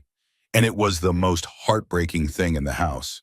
Caleb stood in front of the fireplace for a long time, his back to Wren, his hands braced on the mantel on either side of the doll, his weight forward on his arms, his head bowed. When he spoke, his voice was one she had never heard from him. Not controlled, not flat, not the granite wall he showed the world. This voice was broken. I found them. Eli and Boone were behind me, but I was faster. I went in first. I found what was left of them. The pause that followed was so long that Wren thought he was finished, that the weight of it had finally stopped his voice completely. But he continued. Nell was in the corner of the kitchen. She tried to hide under the table our father built with his own hands. His voice cracked like a beam giving way. She was still holding that doll. He turned. His amber eyes were wet and blazing, and the pain in them was so vast it seemed to fill the room from wall to wall, pressing against the log, pushing at the windows. I rebuilt this house, every log, every nail, built it on the same foundation because I couldn't let Crane win completely. But I couldn't make it feel like home again. Every room, every corner. All I can see is what I lost, what I failed to protect. Wren stood. She crossed the room to where he stood. She did not touch him. She had learned that Caleb's boundaries were load-bearing walls, and removing them without warning could bring the whole structure down. But she stood close enough that he could feel her presence, close enough that her warmth reached him through the cold of his grief. "You didn't fail them?" she said, and her voice carried the quiet ferocity of absolute conviction. "Silas Crane killed them. His men killed them. You were doing your duty. There is no shame in that. I should have been here. If you had been here, you would have died with them. That's all that would have changed, and Nell's doll would still be in that trunk with no one to set it on the mantel where it belongs." The silence that followed was enormous, a silence big enough to hold 5 years of grief and guilt and the first fragile possibility that carrying all of it alone might not be the only option. Then Caleb looked at the doll and at Wren, and something shifted behind his eyes. Not healing, not yet, but the first acknowledgement that healing might someday be possible. That night, Caleb unlocked the door at the end of the hallway. He did not invite Wren in. He did not say a word. He simply turned the key, he pushed the door open and walked away to the porch where he stood in the moonlight, breathing, letting the mountain air fill the space that the locked room had occupied in his chest. Wren walked past the open door and looked inside. A girl's room, untouched. A small bed with a faded patchwork quilt. Books stacked on a nightstand. A window with curtains. Ruth Thornton must have sewn the fabric chosen with a mother's instinct for what her daughter would love. A pair of shoes beside the bed, small waiting for feet that would never fill them again. Everything preserved exactly as Nell had left it. The room was no longer locked. The ghosts were no longer hidden. And the house for the first time began to breathe. The peace lasted exactly 1 more week. Wren was in the kitchen garden pulling weeds from around the tomato plants she had coaxed back to life. The autumn was making itself known in the cooling evenings, in the subtle shift in the quality of light. She had pushed her sleeves past her elbows and tied her hair back with a strip of cloth, and she was humming. This detail mattered more than she knew. She had not hummed since before her parents died. Not in Aunt Prudence's house, not on the stagecoach, not during the long, painful weeks of healing. But here in this garden with dirt under her fingernails and the sun on her back and the mountains standing guard all around her, Wren Ashford was humming a hymn her mother used to sing. She was becoming herself again. The sound of approaching hoofbeats cut through her contentment like a blade through cloth. 3 riders appeared on the ridge above the ranch, not the Thornton brothers. These riders moved differently, spread out, deliberate, tactical. The formation of men who expected trouble and wanted to be ready for it. The hair on the back of Wren's neck rose. "Caleb." "Oi," she called, and her hand went to the small derringer he had given her 2 weeks ago. He had been teaching her to shoot. She had been a good student, but her hands had never trembled like this during practice. The 3 brothers emerged from different locations with a coordination that would have been impressive if it were not so clearly practiced. Caleb from the barn, Eli from the workshop, Boone from the horse corral. They converged on Wren and positioned themselves around her in a triangle of flesh and steel. Caleb between her and the riders, Eli flanking right, Boone flanking left. Wren stood in the center of that triangle, her derringer in her hand, and understood for the first time that whatever was coming, these 3 men intended to die before they let it reach her. The lead rider was older than the other 2, perhaps 50, with a scar running from his left eye down to his jaw, livid and permanent, a souvenir of violence that had reshaped his face into something that could not be forgotten. He sat his horse with the absolute confidence of a man who had survived everything the world had thrown at him and expected to survive whatever came next. His voice when he spoke was surprisingly cultured, almost pleasant. "Caleb Thornton, it's been a long time." "Not long enough, Dutch," Caleb replied. His voice had gone to the register Wren had learned to fear. Not louder, quieter, the absolute zero of human emotion, the temperature at which fury becomes something still and dense, incapable of anything. "State your business and leave." The man called Dutch smiled, and it was the most unflinching expression Wren had ever seen on a human face. A smile that contained no warmth, no humor, no connection to anything resembling joy. A predator's smile. The smile of a man delivering a message he knew would cause pain. "Can't do that, I'm afraid. We got business with you. Crane sends his regards." The name hit the air like a gunshot. Wren felt all 3 brothers react. Caleb went stone still, his hand moving to his gun with the slow deliberation of a man fighting the urge to draw and fire. Boone's jaw clenched so hard, Wren could hear his teeth. Eli's eyes narrowed, but his mind was already working, already processing, already looking for the information hidden in the threat. Silas Crane can go to hell, Caleb said, and his voice shook, not with fear, with rage held on a leash so short it was cutting into his hands. Now, Caleb, let's be reasonable. Reasonable. The laugh that came from Caleb's throat was unlike any sound Wren had heard from him. Harsh, ugly, the sound of something breaking under pressure. He murdered my family, burned them alive. And you want me to be reasonable? Dutch shrugged, one shoulder casual.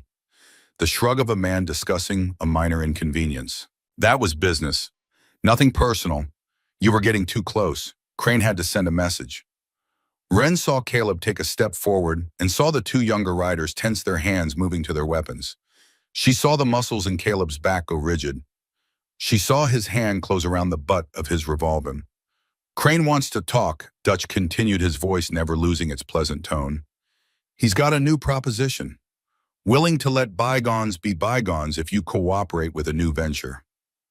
I wouldn't help Silas Crane find water in a rainstorm. Not even if he promised to leave you alone. Let you live out your days in peace on this little ranch.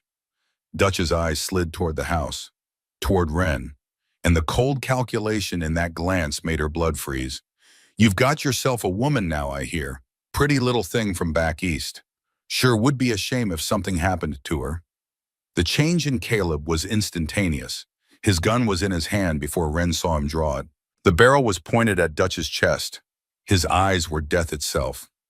Touch her, Caleb said, and his voice was the quietest it had ever been. And I will kill all three of you before your bodies hit the ground. That is not a threat. That is a promise. Dutch raised his hand slowly, but the smile never left his face. Easy now. Nobody's threatening anybody. Just saying. Crane remembers what happened last time. Remembers how you lost everything because you wouldn't stop chasing him. Seems to me you'd want to avoid a repeat. Get off my land, right now, and tell Crane that if he or any of his men come within 10 miles of this place, I will finish what I started 5 years ago. Big words, Dutch said, from a man who couldn't protect his own family. Wren did not see Caleb move. One instant he was standing with his gun raised. The next he had Dutch dragged from his saddle, his revolver pressed against the man's temple, his free hand fisted in Dutch's shirt. Say that again, Caleb whispered. I dare you.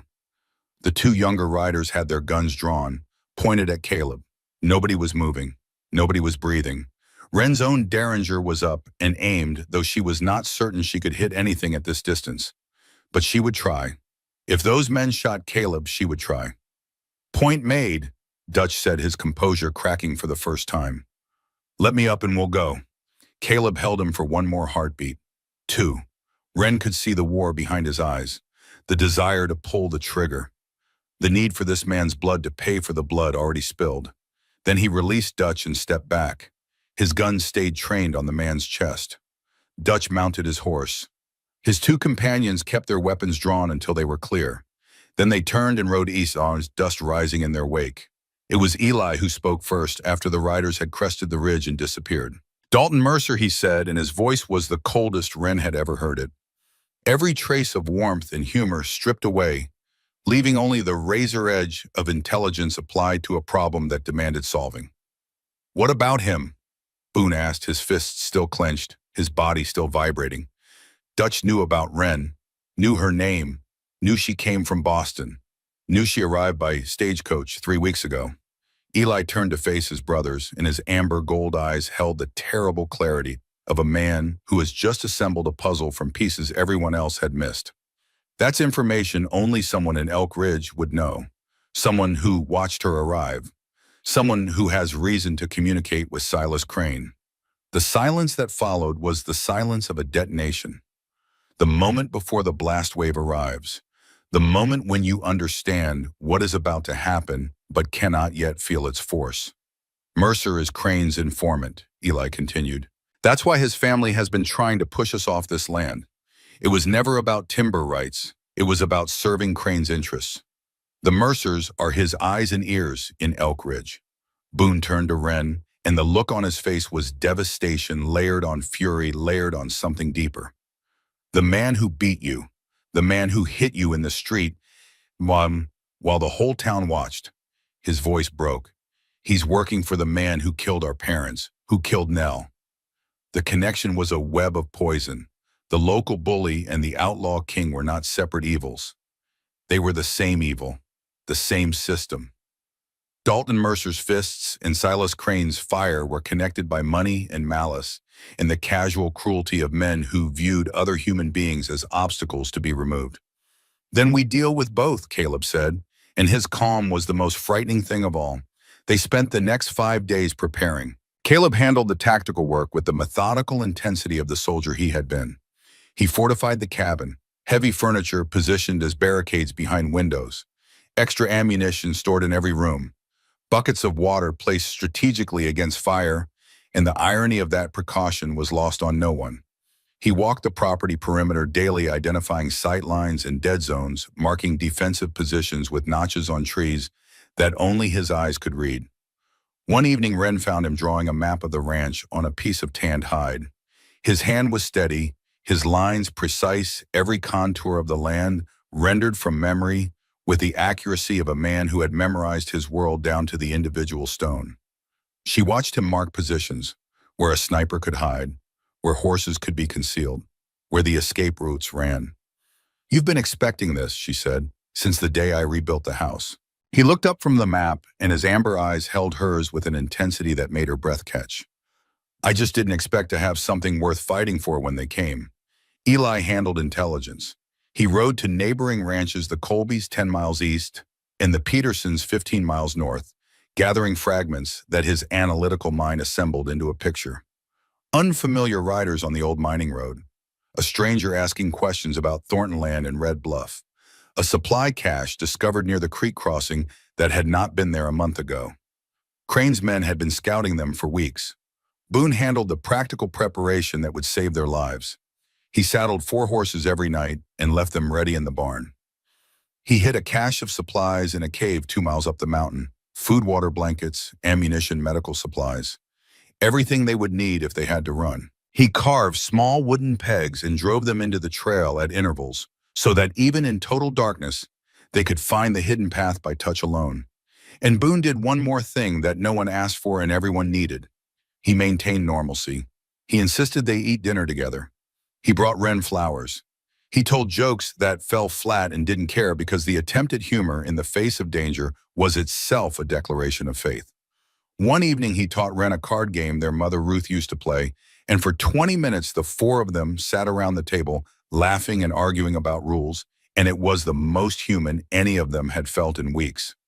Wren handled her own preparation with the determination that had carried her 2,000 miles from Boston. She demanded advanced shooting lessons. Caleb taught her the rifle, now not gently anymore, but with the hard, fast urgency of a man who knew combat was coming and wanted her ready. He positioned her at windows, timed her reloads, tested her under pressure by shouting while she aimed. She practiced until her shoulders ached and her ears rang, and she could hit a man-sized target at 70 yards 3 times running. She also prepared medical supplies, tore cloth for bandages, studied the small medical manual Doc Whitfield had left with her, made poultices and splints, because she had learned enough of violence now to know that someone would bleed before this was over. The night before the attack came, they sat on the porch as the sun set behind the peaks, the mountains ablaze with color, the world heartbreakingly beautiful in the way that things are most beautiful when you understand they might be about to end. 4 people, 4 chairs, the evening air cooling around them, carrying the first hint of autumn and the scent of the pines and the distant sound of the creek running over stones. Boone gave Wren a small, carved horse. He had been working on it for weeks, shaping it in the evenings by firelight, sanding the grain smooth with a patience that seemed impossible for a man his size. It was a miniature of Rosie, the bay mare Wren had bonded with. Every line was perfect, every proportion exact. A work of art made by calloused hands that understood beauty because they understood love. "So you'll always have a piece of this place," he said, his voice rough. "Whatever happens." They held hands and watched the stars appear, and the simplicity of the moment, two people finding comfort in each other's presence against the approaching dark, was a kind of prayer. Eli found Wren reading by lamplight later that evening and sat beside her. He recited Emily Dickinson from memory. Then he told her something he had never told another living soul. He had written the advertisement because of a dream, a real dream. A woman with honey-colored hair, standing on this porch in the morning light. And when he woke, he knew with a certainty that defied his rational mind that they needed to find her. "I don't know if I believe in fate," he said, "but I believe you were supposed to come here." Caleb found her last, after the others had gone to bed. He stood beside her on the porch, not touching, staring out at the darkness with those amber eyes that missed nothing and revealed less. "If things go bad," he said, "tomorrow or the day after or whenever they come, I need you to promise me something." "What?" "Live, whatever happens to us, to me, to my brothers, you survive. You get on that horse and you ride, and you don't stop, and you don't look back." Wren turned to face him. In the moonlight, his eyes were luminous, and the pain in them was so vast she could barely breathe. "I won't make that promise," she said softly. "I promised I'd stay. I promised I'd be part of this family. And I keep my promises, Caleb Thornton." Something broke in his expression, not the walls, something behind the walls, something he had been guarding even more carefully than grief. "You're the bravest person I've ever known," he said, and then barely audible, "I can't lose someone else." Wren placed her hand on his forearm. He did not pull away. "You won't," she said. "We face this together. All of us. That's how this family works." He nodded, and in the silence that followed, the last wall fell. Not with a crash, with a whisper, with the quiet sound of a man choosing it after 5 years of choosing isolation to let someone in. The attack came on the fifth night, after midnight. The moon hung fat and yellow in the Colorado sky, casting the mountain landscape in silver and shadow. The first shot shattered the kitchen window. Glass sprayed across the room where hours before 4 people had eaten dinner and laughed at Boone's story about the colt that refused to be saddled. Wren rolled off her mattress and hit the floor with the rifle in her hands before her conscious mind caught up. Caleb's training had written itself into her muscles, into her nerves, into the automatic responses that operate below thought. "They're here," Caleb bellowed, and his voice shook the walls. "Positions." "Ahoim." The brothers moved with terrifying precision. Caleb took the front, the most exposed position, the position most likely to draw fire. He took it without discussion because he was Caleb Thornton, and standing between his family and danger was not a choice but a physical law. Eli took the east side where the terrain offered attackers the most cover and where his analytical mind could read the pattern of the assault and call adjustments. His voice cut through the chaos with remarkable clarity. 2 on the east behind the woodshed, 1 moving toward the barn, 3 behind the water trough. Boone took the west. His shots were less precise than Caleb's, but delivered with an intensity that kept his sector clear. He fought the way he did everything else, with his whole heart. Wren covered the back, the direction they had deemed least likely for assault, but which Caleb had insisted they prepare for anyway. In a fight, he had told her, the attack always comes from where you're not looking. At least 8 men, perhaps 10, well-armed and coordinated. This was not a random assault by bandits. This was a military operation planned and executed by professionals. Wren fired her first shot at a man advancing through the moonlight toward the back wall. She missed, adjusted, remembered Caleb's voice. Breathe, sight, squeeze, don't pull. She fired again. The man fell, her first deliberate act of violence against another human being. She felt nothing except the immediate need to find her next target. There would be time for feeling later, if there was a later. Caleb's rifle cracked in measured intervals. Each shot deliberate, precise. The patience of a marksman who understood that 1 well-aimed bullet was worth 10 fired in haste. Through the chaos, Wren heard his firing rhythm. Crack, pause, crack, pause. Each pause was him acquiring a new target. Each crack was a decision. The attackers advanced in waves, disciplined, coordinated. But the Thornton brothers had something no hired gun could match. They were defending their home, their family, and they fought with a fury that mercenary loyalty could never replicate. Then came the fire. The smell hit first. Acrid, chemical, lamp oil. Someone had doused the walls. Then the orange glow began racing up the timber like a living thing consuming the wood with a hunger that was almost sentient. Heat built inside the cabin. Smoke poured through the gaps between logs. For Caleb, this was the nightmare made flesh. The same fire, the same smell, the same orange light, his face drained of color. His hands froze on his rifle. For 3 agonizing seconds, he was not here. He was 5 years in the past, standing in front of another burning house, hearing screams that existed only in memory. Caleb. Wren was beside him, her hand on his face, forcing him to look at her, forcing him into the present, into this moment, into the eyes of a woman who was not a ghost and not a memory, but real and alive, and refusing to let him disappear into his pain. "Not this time," she said. "You hear me? Not this time. We're getting out, all of us." He came back. The soldier returned, the eyes focused. "Front door," he commanded. "Together. Boone horses, Eli cover fire. Wren with me." They burst through the door together. Boone sprinted for the barn where 4 horses stood saddled and ready, his preparations, saving all their lives. Eli laid down suppressive fire from the porch, his rifle cracking in measured bursts. Caleb shielded Wren with his body as they crossed the open ground, and she felt a bullet tug at her skirt, missing flesh by inches. Boone emerged from the barn leading 4 horses. They mounted in queue. Caleb pulled Wren up behind him when there was no time for her to mount her own horse, his arm like an iron bar across her waist. They rode. Behind them, the cabin burned. Everything. The curtains Wren had washed. The table where they had shared meals. The mantel where Nell's burned doll sat between 2 of Boone's carved horses. The books Eli treasured. The garden Wren had planted. 5 years of rebuilding and 1 month of new beginning, all of it turning to ash and ember and smoke, rising into the mountain sky. Eli took a bullet graze across his shoulder during the flight. Boone's horse stumbled on the trail, but recovered. They fought a running battle through the darkness, using terrain the brothers knew by heart. Narrow passes and creek crossings and switchbacks that confused pursuit. After a mile of desperate riding, the attackers fell behind.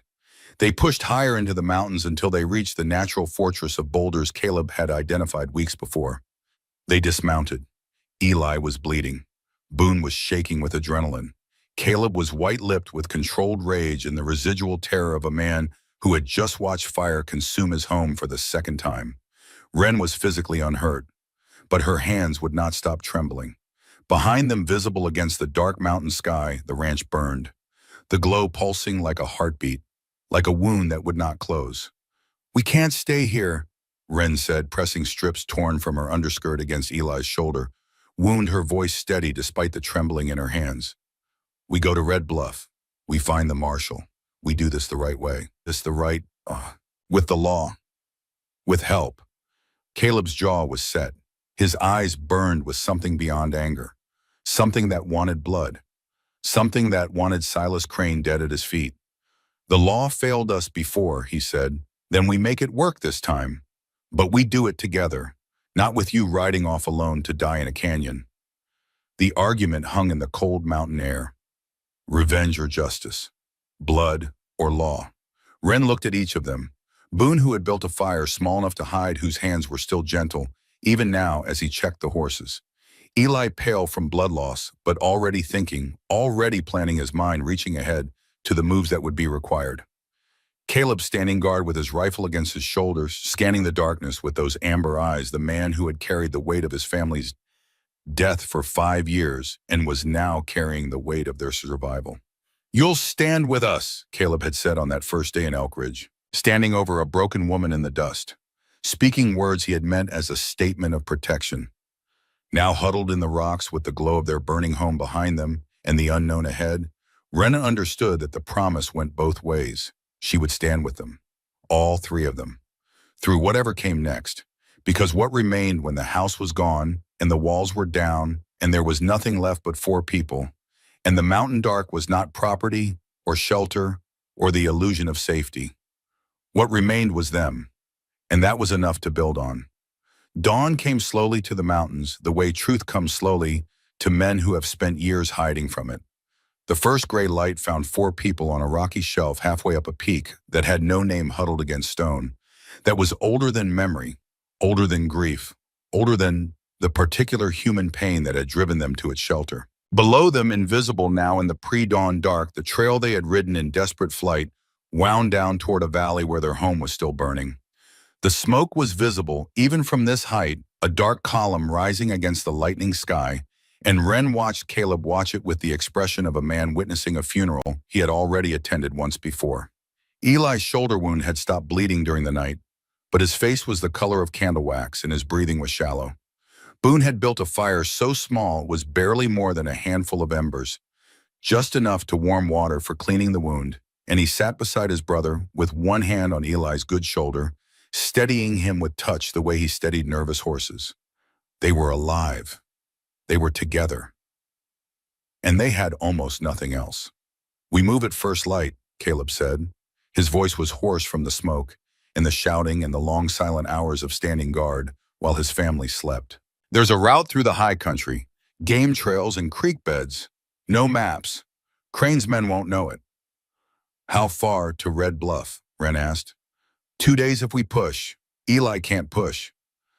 "I can push," Eli said, and even now, pale and wounded and sitting on cold stone at dawn, there was iron in his voice. "You can barely sit upright," Boone said gently. "I can sit a horse. That's enough."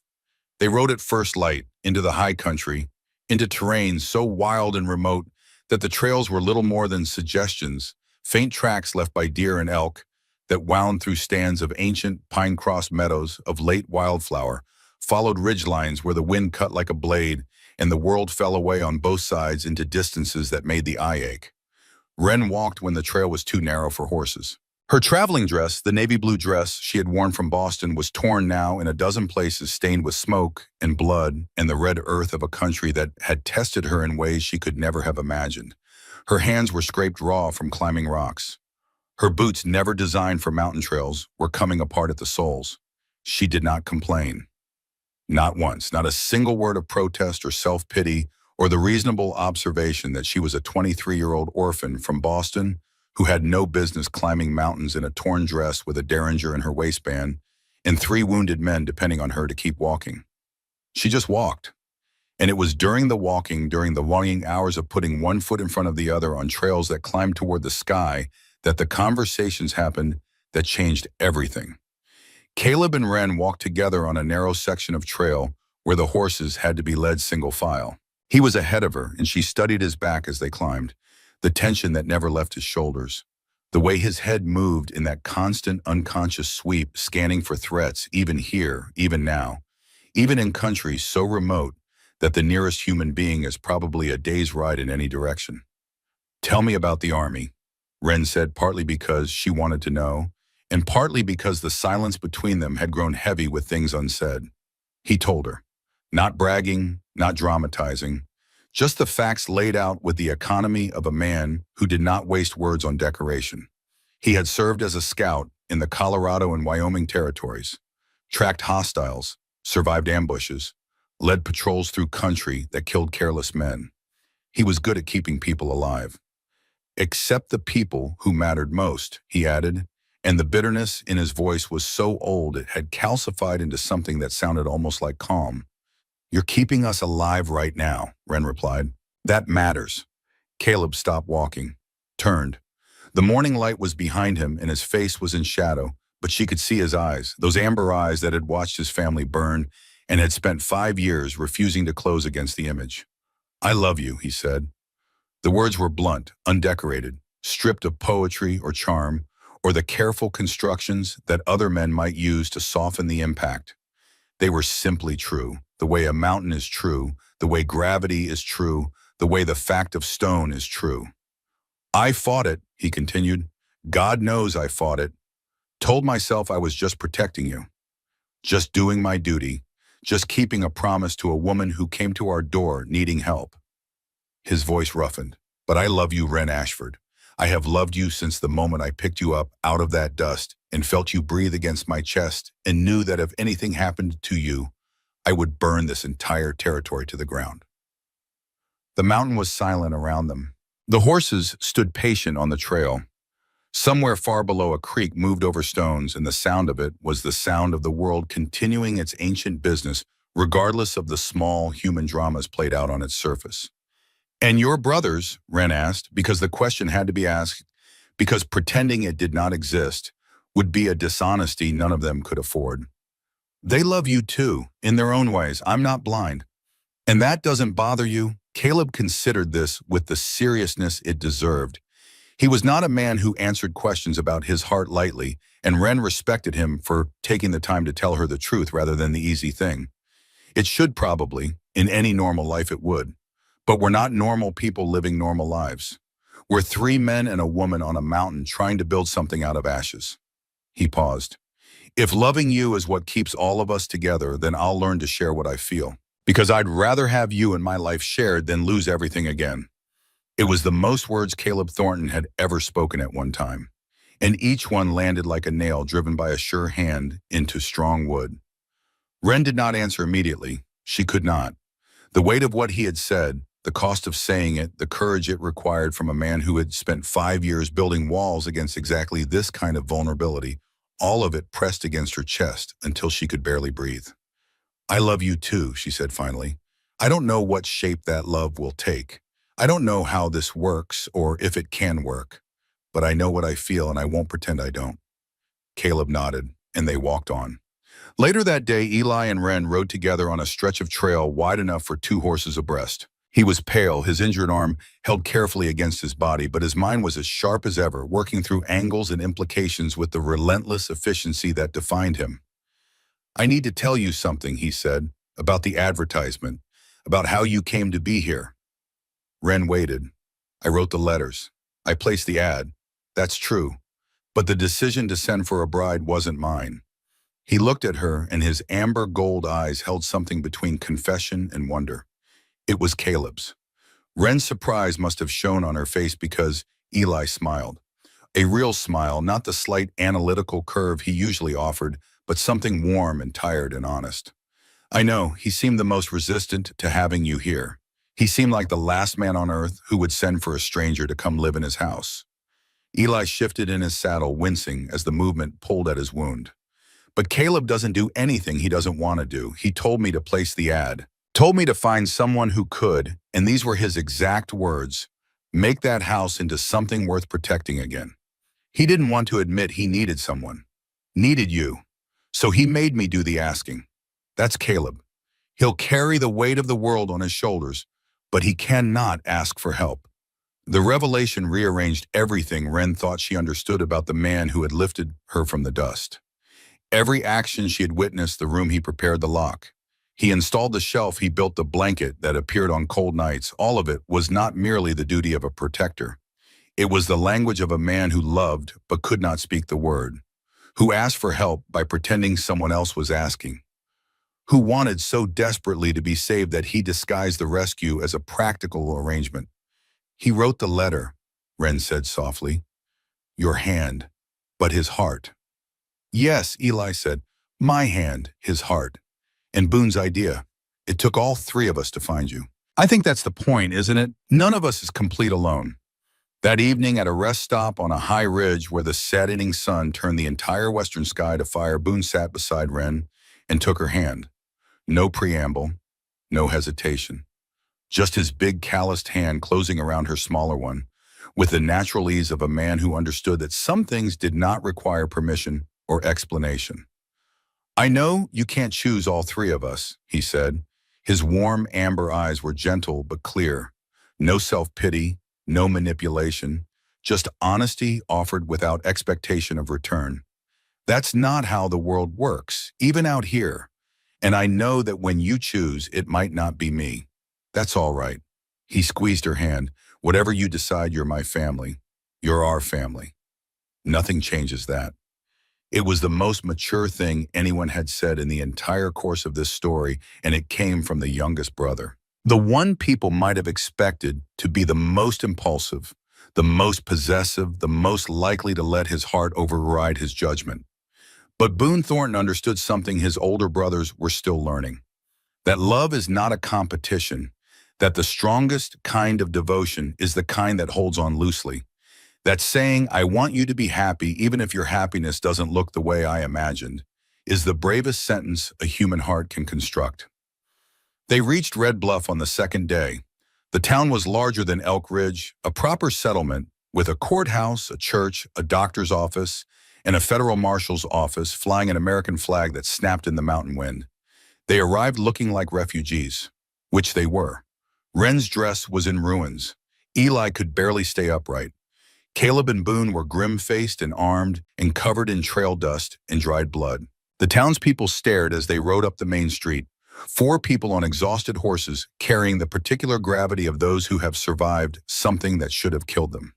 Dr. Sarah Cole, one of the few female physicians on the frontier, took one look at Eli and had him on her examination table within minutes. She was a practical woman with wire-rimmed spectacles and hands that were small but certain, and she addressed the Thornton brothers with the brisk competence of someone who had long since stopped being intimidated by large men with large problems. While Dr. Cole worked on Eli, Wren walked into the office of Federal Marshal Everett Hargrove and told him everything. She started from the beginning, from Boston, from the letter, from the stagecoach, and Dalton Mercer's fists and the taste of blood and dirt in the street of Elk Ridge, while good people watched. She told him about the Thornton Ranch, about the locked door and the burned doll and the murdered family, about Dutch and the three riders and the message from Silas Crane, about the attack, the fire, the desperate flight through mountain darkness. And she told him what she wanted. Not protection, not shelter, not the small mercy of being left alone. Justice. Dalton Mercer in Elk Ridge, she said, and her voice was as steady as a surveyor's line drawn across rough country. He's Crane's informant. He's the one who told Crane about us. And 5 years ago, he or his father may have been the ones who told Crane where the Thornton family lived. I need him arrested. I need him to face a court for what he helped do. Marshal Hargrove was a lean man in his 50s with the kind of face that had been weathered into something beyond handsome or plain. Just capable. Just experienced. He listened without interruption, his sharp eyes taking in everything, and when Wren finished, he was quiet for a long time. Silas Crane, Hargrove said, been looking for that son of a gun for years. Rangers want him, federal warrants outstanding in 3 territories. He's like smoke. Minute you think you've got him, he slips through. Then help us catch him, Wren said. He sent men to kill us. They failed. He'll try again. Next time we might not survive. What makes you think I can do what the Rangers couldn't? Because you're here and they're not. Because Caleb Thornton spent years hunting Crane and knows how he thinks. Knows his patterns and his hiding places and the way his mind works. Wren leaned forward, holding the marshal's gaze with an intensity that made the seasoned lawmen blink. And because if you don't help us, Caleb is going to go after Crane alone, the moment he's healed enough to ride. And he'll either get himself killed or he'll kill Crane outside the law. Either way, justice won't be served. Hargrove studied her for a long moment. You love him, he said. Caleb Thornton. It was not a question. Yes, Wren answered. And I won't watch him throw his life away on revenge when there's a better way. She found Caleb outside the marshal's office, standing in the street with his arms crossed, staring west toward the mountains, toward the smoke that was no longer visible, but that he could still see, would always see written on the inside of his eyelids like a brand. She knew what he was thinking. She had learned to read him the way Eli read books and Boone read horses. He was calculating distance to Crane's camp, number of men he could take down before they got him, whether his death would be worth it if Crane died too. Don't, she said. Don't what? Don't do what you're planning. Don't ride off alone to die in a canyon with your rage satisfied and your family destroyed. She stepped in front of him, forcing him to look at her instead of at the horizon. You have 2 brothers who would follow you without hesitation. If you ride, they ride. You wouldn't just be killing yourself. You'd be killing Boone and Eli too. Caleb flinched. She had found the load-bearing wall, not his own life, which he had stopped valuing 5 years ago, on the day he found his family in the ashes. But his brothers, Boone and Eli, the only people he had allowed himself to love until a woman with cornflower blue eyes and a torn navy dress walked into his life and rearranged everything. Nell wouldn't want this, Wren continued, pressing the advantage. Your mother wouldn't want this. Your father, who preached forgiveness from a circuit pulpit, would not want his son to become a murderer. They would want you to live, to build, to have children who carry their names. You don't know what it's like. His voice was raw. The anger, the need to look into his eyes when he dies and know that he knows who ended him and why. You're right. I don't know exactly what that's like, but I know what it's like to be beaten and left for nothing. I know what it's like to want to hurt the people who hurt you. Wren's voice carried the fierceness that had sustained her across 2,000 miles. But living, really living, not just surviving. That's the victory. That's how we win. Not by becoming like Crane, but by refusing to let him destroy us. She took his hand, his massive scarred hand that had built houses and fired rifles, and held her with such impossible gentleness. Come back to me, Caleb. Come back to your brothers. Justice can be served without you dying for it. The war played out across his face. She watched it the way you watch a storm approach across open country, knowing it must pass but uncertain of the damage it will leave behind. The desire for blood, the hunger for personal vengeance, fighting against the newer, more fragile Devan for the life he had begun to build with her. She saw the exact moment the balance tipped. Not because the rage disappeared, it would never disappear entirely, but because he chose consciously and deliberately to value the living over the dead. All right, he said roughly, your way, together.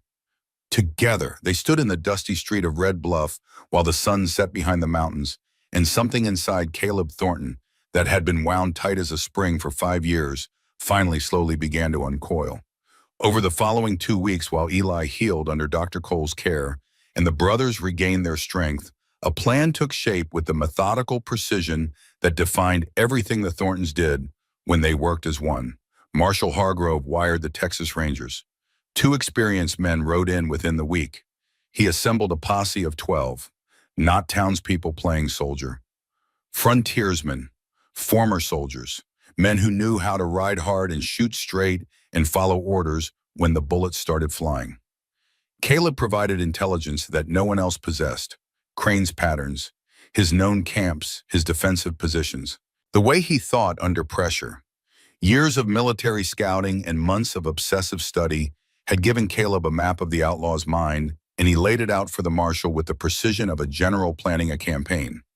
Eli supplemented with analytical insight, escape routes based on terrain, supply dependencies that could be exploited, weaknesses in Crane's organization that Dutch's visit had inadvertently revealed.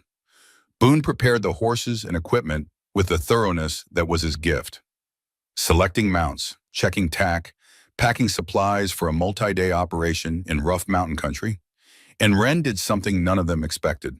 She insisted on coming. The argument was brief and spectacular. All 3 brothers opposed her. The marshal raised an eyebrow. Dr. Cole counseled against it. Wren was immovable. I can shoot. I can ride. I've already killed men defending this family. I am not staying behind while my people ride into danger. Your people, Boone asked, and despite everything, a small smile broke through his worry. My people, Wren confirmed, looking at each brother in turn. My family, the only family I have. So yes, I'm coming. Deal with it. Caleb set conditions. She would stay close, follow orders. If things went wrong, she would ride for safety. Wren agreed to the first 2 conditions. She lied about the third. The posse rode out at dawn. 12 men and 1 woman and 3 brothers who had been waiting 5 years for this day. They followed the trail of Crane's retreating men into a box canyon 40 miles northwest of Red Bluff, a natural fortress with steep walls and one entrance that was both its greatest strength and its fatal weakness. The plan was elegant in its simplicity. Half the force would approach the canyon mouth, make noise, draw attention. The other half, Caleb, Eli, Boone, Wren, and 2 rangers would circle above and take the high ground on the canyon rim. The climb to the rim was treacherous, a goat path in places with loose stone and sheer drops that made Wren's heart hammer against her healing ribs. Eli's shoulder slowed him, and Boone stayed close, one hand ready to catch his brother if he stumbled. Caleb led with his rifle slung across his back, his movements fluid despite the terrain. The soldier fully returned, now the rancher put away. Wren climbed with gritted teeth and bleeding hands, refusing help until she physically could not reach the next handhold. at which point Caleb simply lifted her without comment, as naturally as lifting a saddle onto a horse, and set her on the ledge above. From the rim they could see the camp. 17 men, rough shelters against the canyon walls, a cooking fire, horses picketed in a line, and there standing near the largest shelter with the unmistakable bearing of a man accustomed to being obeyed was Silas Crane. He did not look like a monster. That was the thing that struck Wren most forcibly. He looked like someone's grandfather, gray-haired, lean, ordinary, a man you might pass on the street without a second glance. A man who could sit across from you at a dinner table and discuss weather or philosophy or the price of cattle, and you would never know, could never guess, that he had ordered the murder of a woman and her 2 children and a 14-year-old girl who clutched a cloth doll because it made her feel safe. Evil rarely looks the part. That is what makes it dangerous. The marshal's signal came. 3 shots in rapid succession echoing off the canyon walls like thunder. Below, chaos erupted. Crane's men scrambled for weapons. Horses reared. The air filled with shouting and dust and the flat crack of gunfire. The team on the rim opened fire. The battle was fierce but decisive. The advantage of elevation was overwhelming, and the posse at the canyon mouth pushed forward with the determination of men who had ridden too far to turn back. Crane's fighters were caught between 2 forces pinned in their own fortress. Some surrendered, others fought until they could not fight anymore. Through the smoke and noise, Caleb fired with the lethal precision of a man who had spent his adult life learning exactly where to place a bullet. Eli called positions despite his wound, his analytical mind turning the chaos into patterns, finding order in the disorder. Boone fought with the fierce energy that characterized everything he did, his shots not as precise as Caleb's, but delivered with a conviction that kept his sector clear. Wren held a position on the rim, her rifle steady, and dropped 2 men who tried to flank the posse's ground force. She fired without hesitation, not because she had become someone who took life easily, but because the lives she was protecting were worth more to her than the lives of men who had come to this canyon to serve a murderer. Then she saw Caleb see Crane. The outlaw was running, moving toward his horse with the desperate speed of a man who understood that his fortress had become a trap. He was 20 yards from escape when Caleb went off the rim. Wren shouted his name, but he was already gone. Down the canyon wall with reckless speed, rock crumbling under his boots, his rifle in one hand, his body moving with the fluid, controlled violence of a man who had spent years hunting and being hunted, and who understood in his bones the geometry of pursuit. He hit the canyon floor running, intercepted Crane 10 yards from the horse. Crane went for his gun. Caleb was faster. His shot hit the outlaw's shoulder, spinning him, dropping him to the red dirt. Caleb was on him in seconds. The rifle barrel pressed against Crane's temple, his breathing ragged, his amber eyes wild with something beyond anger, beyond grief, something that had been building for 5 years, compressing itself into this single moment, this single point of pressure, where a finger meets a trigger and the distance between justice and murder is measured in ounces. "Say their names," Caleb whispered. "Josiah, Ruth, Nell, say their names." Crane looked it up at the man standing over him, and even in pain, even with blood soaking through his shirt and a rifle barrel against his skull, his composure held. That was the terrifying thing about Silas Crane. His calm was not an act. It was the genuine product of a mind that had long ago stopped recognizing other human beings as real. "I don't know their names," Crane said. "They were casualties of a business dispute, nothing personal." Caleb's finger tightened on the trigger. Wren could see from the canyon wall where she was already climbing down, tearing her dress on the rocks, her hands leaving blood on the stone. She could see the whitening of his knuckle, the tremor running through his arm, the moment stretching like a wire pulled to its breaking point. 5 years, 5 years of grief and guilt and night terrors and the sound of screams that lived only in memory. 5 years of rebuilding a house he could not make feel like home, of eating standing up, because the table reminded him of the table his father built, of locking a dead girl's room, because he could not bear to look at her empty shoes. 5 years compressed into the pressure of a finger on steel. Wren reached the canyon floor. She did not run. Running would have startled him, and a startled man with a gun is the most dangerous thing in the world. She walked, deliberately, her torn dress trailing behind her, her bleeding hands at her sides. walking toward the most dangerous moment of all their lives with the same quiet determination that had carried her off a stagecoach in Elk Ridge and across 2,000 miles of frontier and into the hearts of three men who had forgotten how to love. She stood beside Caleb, not between him and Crane, beside him, and she placed her hand gently over his on the rifle. "Don't give him that power," she said. Her voice was soft but absolute. The voice of a woman who knew that the next few seconds would determine not just whether Silas Crane lived or died, but whether Caleb Thornton would survive the killing. "Don't let him make you into what he is. He murdered them. I know. He burned them alive. I know. And he will pay for it. He will stand trial. He will be convicted. He will hang. But not like this. Not murdered in the dirt the way he murdered them." Wren's hand pressed down on his, and she felt the tremor in his muscles, the terrible vibration of a man at war with himself. "Nell wouldn't want this. Your mother, who sang hymns that echoed off these mountains, wouldn't want this." She paused, and then she said the only thing that could reach him. "I don't want this. I need you whole, Caleb. I need you here, please. Come back to me." The seconds stretched. The canyon was silent. Even the wind had stopped, as if the mountains themselves were holding their breath. Then slowly Caleb lowered the rifle. His body sagged against hers, and Wren held him. This woman who weighed barely 100 pounds, holding up a man who was a foot taller and twice her weight, holding him with arms that should not have been strong enough, but were because the strength required was not physical. It was the strength of a heart that refuses to let go. Caleb wept, not the silent tears of the moonlit porch. Great, shuddering, racking sobs that shook his entire frame. The grief of 5 years releasing all at once, a dam breaking a flood finding its way downhill after being held too long. He wept into her shoulder while Marshal Hargrove stepped in and pulled Silas Crane to his feet and bound his hands and spoke the words that the law requires. Boone reached them first, dropped to his knees beside his eldest brother, his hand on Caleb's shoulder, his amber eyes bright with tears. Eli arrived a moment later, stood guard with his rifle raised and his wounded arm pressed against his body, making sure no one interfered, protecting his family the way he always had, quietly, completely. 4 people in a canyon, the smoke still clearing.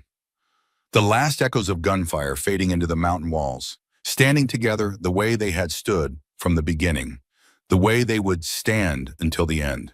In the aftermath, as the wounded were tended and the dead were counted and the living were bound in irons, Leland Dutch Rawlings asked to speak with the marshal.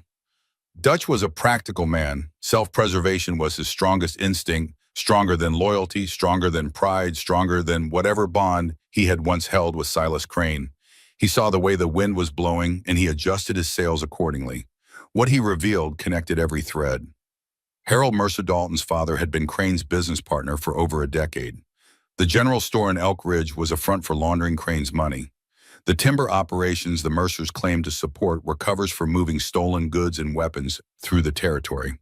And 5 years ago, it was Harold Mercer who provided the location of the original Thornton homestead to Crane's men in exchange for a promise that the Thornton land would eventually be acquired for Mercer interests once the family was gone. Dalton's beating of Wren was not random cruelty.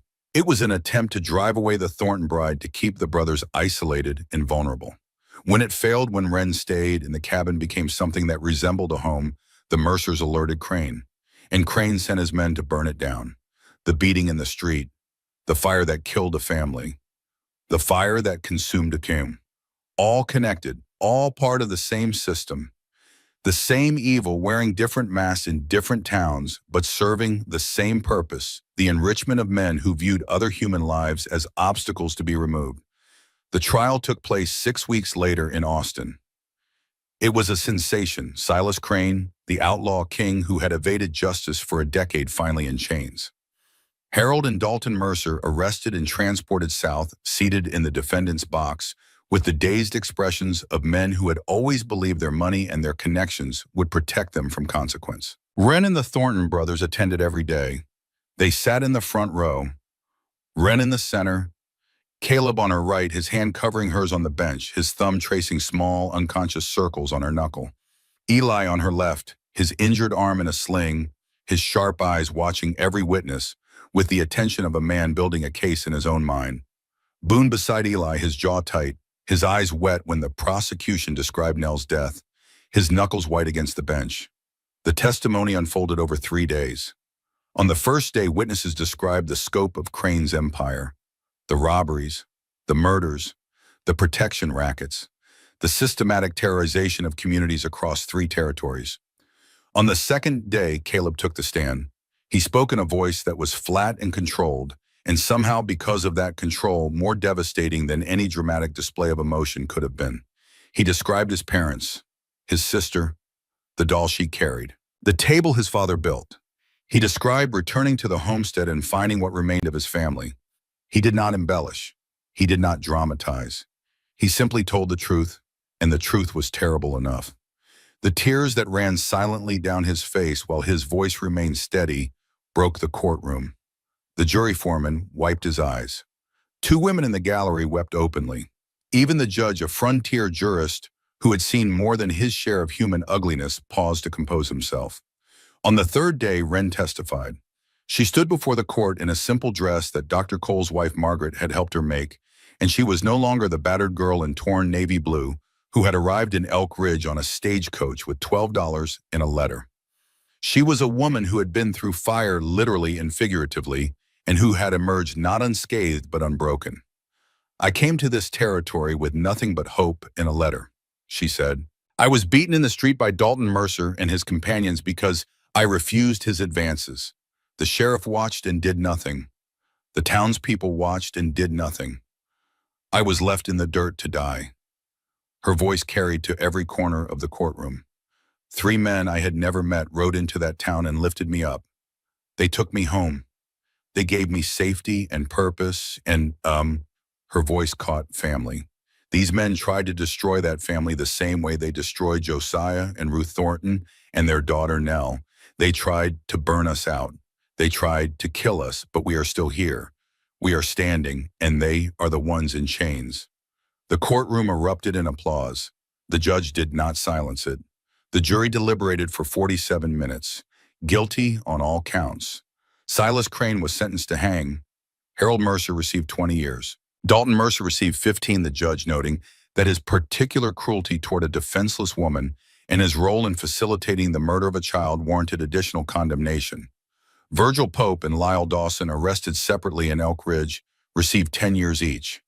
They attended the execution, all 4 of them, because they needed to see it finished. When Crane dropped through the trapdoor and the physician confirmed what the rope had accomplished, Caleb drew a long, shuddering breath and turned to his brothers. "It's finished," he said. "They're at peace now. Father, Mother, Nell, they're at peace." Boone put his arms around Caleb. Eli put his arms around both of them. 3 brothers held each other in the prison yard while Wren stood beside them, her hand on Caleb's back, feeling 5 years of grief and rage and guilt flow through them and out of them like a river that has finally found the sea. They went home, not to the burned ranch. Home was not a building anymore. Home was a piece of land in a mountain valley with a creek running through it and old oaks standing guard over meadows that blazed with wildflower. Home was a foundation that had been laid but never built upon. Home was potential. Home was the future they were about to construct with their own hands. The new house went up fast. Marshal Hargrove sent men to help. The Colbys rode over from 10 miles east with a wagon of timber. The Petersons brought tools and labor. Even a few people from Elk Ridge came tentative and ashamed, carrying offerings of food and materials and the unspoken apology of people who know they failed and cannot undo it. Wren accepted their help. She did not pretend to forget. "I forgive you," she told Mrs. Henderson, who had turned away from the dress shop window on the day of the beating. "But I won't forget, and I hope the next time you see someone who needs help, you'll remember what cowardice costs." The house was designed through a series of arguments that were the happiest conflicts any of them had ever known. Caleb wanted thick walls, multiple exits, clear sightlines. Eli wanted a library alcove with shelves and a reading nook by the east window. Boone wanted a kitchen large enough for a family that might grow with a table that could seat more people than currently occupied the house. Wren wanted a porch that wrapped around 3 sides: south for morning coffee, west for watching sunsets, north for looking at the high meadows where the wild horses ran. They built all of it, every board, every stone, Every nail driven by hands that were building not just a structure, but a declaration that the men who had tried to destroy them had failed. That fire could burn a house, but it could not burn what the house contained. On a crisp afternoon in November, with the first frost silvering the meadow grass, and the new house standing solid and warm behind them, Caleb Thornton stood on the porch he had built and turned to Wren. "Wren Ashford," he said, and his rough voice carried the weight of everything they had survived and the lightness of everything they were about to begin. "I know this isn't how things are usually done. I know I come with more baggage than a freighted wagon and two brothers who are going to be underfoot for the rest of our lives. But I love you, we love you, and we are asking, will you stay? Not as a hired hand, not as a guest, as family, as ours." Eli stepped forward, holding a simple gold band. "I found this in our mother's things. She would want you to have it. She would want to know her sons found someone worth loving." Boone stood slightly behind his eyes, bright his smile the warmest thing on the mountain. "What they said. Except I'd have said it with fewer words and more flowers."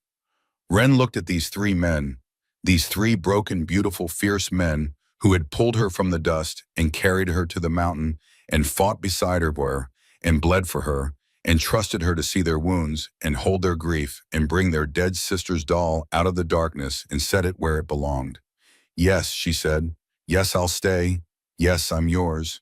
Yes, this is home." The wedding took place a week later in the mountain meadow below the house. Marshal Hargrove gave Wren away. Dr. Cole stood as witness. The ceremony was simple. Wren married Caleb because the law requires one name on the certificate. But the vows were spoken to all three brothers, and all three placed their hands on hers as the preacher pronounced them family.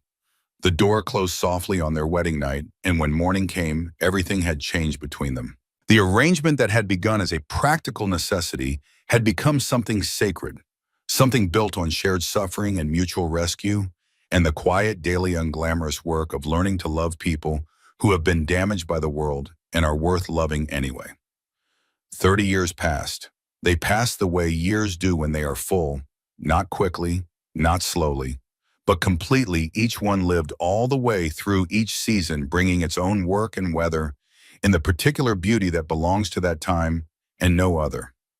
The ranch thrived. Wren and Caleb had two children, a daughter they named Nell Ruth for the sister who never grew up, and the mother who sang hymns in the mountains. A son they named Josiah Elijah for the father who preached and built, and the uncle who found his mother through the poetry of carefully written letters. Boone never married, but he became the most devoted uncle in the history of the American frontier. His horse breeding operation grew renowned across 3 territories, the mountain hardy stock he had dreamed of on that ridge, with Wren becoming a reality that exceeded even his generous imagination. He built a cabin a quarter-mile from the main house, close enough to be family, far enough to be his own man. He ate dinner at the big table every night. Nell Ruth called him Uncle Sonny because he was the one who always made her laugh. Eli served as the county's teacher judge in intellectual conscience. He built a schoolhouse on the ranch property where mountain children came 3 days a week to learn reading and writing and the art of asking questions that matter. He began writing a book, a history of the mountain communities, and in the evenings he and Wren still traded lines of poetry across the dinner table, while Caleb pretended to be annoyed and Boone pretended to understand. On the evening of their 30th anniversary, Wren and Caleb stood on the porch. He had built the porch that wrapped around 3 sides of a house designed by argument and constructed by love. The sun was setting. The mountains were on fire with color. And in the yard below, grandchildren, Nell Ruth's 3 little ones, chased each other through the wildflowers, their laughter echoing off the peaks. Caleb's hair had gone completely silver, but his shoulders were still broad, and his back was still straight, and his amber eyes still held the particular intensity that had first looked into hers from above a cloud of red Colorado dust. Wren had silver threaded through her honey blonde hair and lines around her eyes that had been earned by laughter as much as by hardship, and hands that were no longer the soft hands of a Boston orphan, but the capable hands of a woman who had built a life from nothing and would not trade a single callus. Boone was slower now, but his smile was unchanged. Eli wore wire-rimmed spectacles and still read every evening the Shakespeare replaced by his own manuscript, but the hunger for understanding as fierce as ever. "Do you ever think about Elk Ridge?" Caleb asked. "About that day, every day." Ren replied honestly, but not the way I used to, not with fear or anger. I think about it the way you think about a door you walk through, a terrible door, but one that led somewhere worth going. I think about my parents, Caleb said softly. About Nell. I think they'd like you. I think they'd like who you became. All three of you. I think your mother would look at this porch and these children and this life and weep with joy. And Nell would adore her namesake, would follow her around the way you said she followed you, like a duckling with a big heart. Caleb's arm tightened around her waist. In the yard, Boone was chasing the smallest grandchild with exaggerated roaring, while the child shrieked with delight. Eli sat on the porch steps with Josiah, Elijah's oldest boy, reading aloud from the Whitman that had survived 2 house fires and 30 years of love, the binding held together now, with twine and faith. Thank you, Caleb said. For what? For standing. When the whole world was trying to knock you down, you stood. And when I couldn't stand, you held me up. When all three of us were lost in the dark, you were the light that brought us home. Ren leaned into him, watched the sunset paint the mountains in shades of gold and pink and amber. The color of his eyes, she thought, the color of home. We held each other up, she corrected. That's what family does. From inside the house, Nell Ruth called that dinner was ready. Her voice bright and certain, the voice of a woman who had never known hunger or fear or the particular cruelty of being told she was worthless. The voice of a woman raised by people who understood because they had learned it the hard way, that every child deserves to feel safe. Ren closed her eyes. Let the mountain air fill her lungs, pine and wildflower and wood smoke, and the first cool breath of autumn.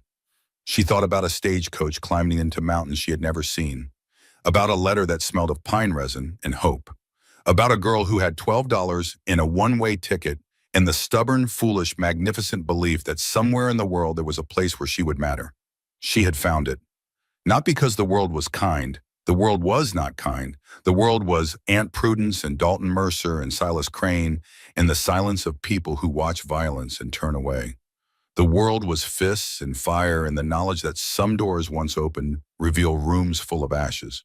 But the world was also this porch, these mountains. These men who had pulled her from the dust and said, "You'll stand with us," and meant it with every scarred and calloused and gentle fiber of their being.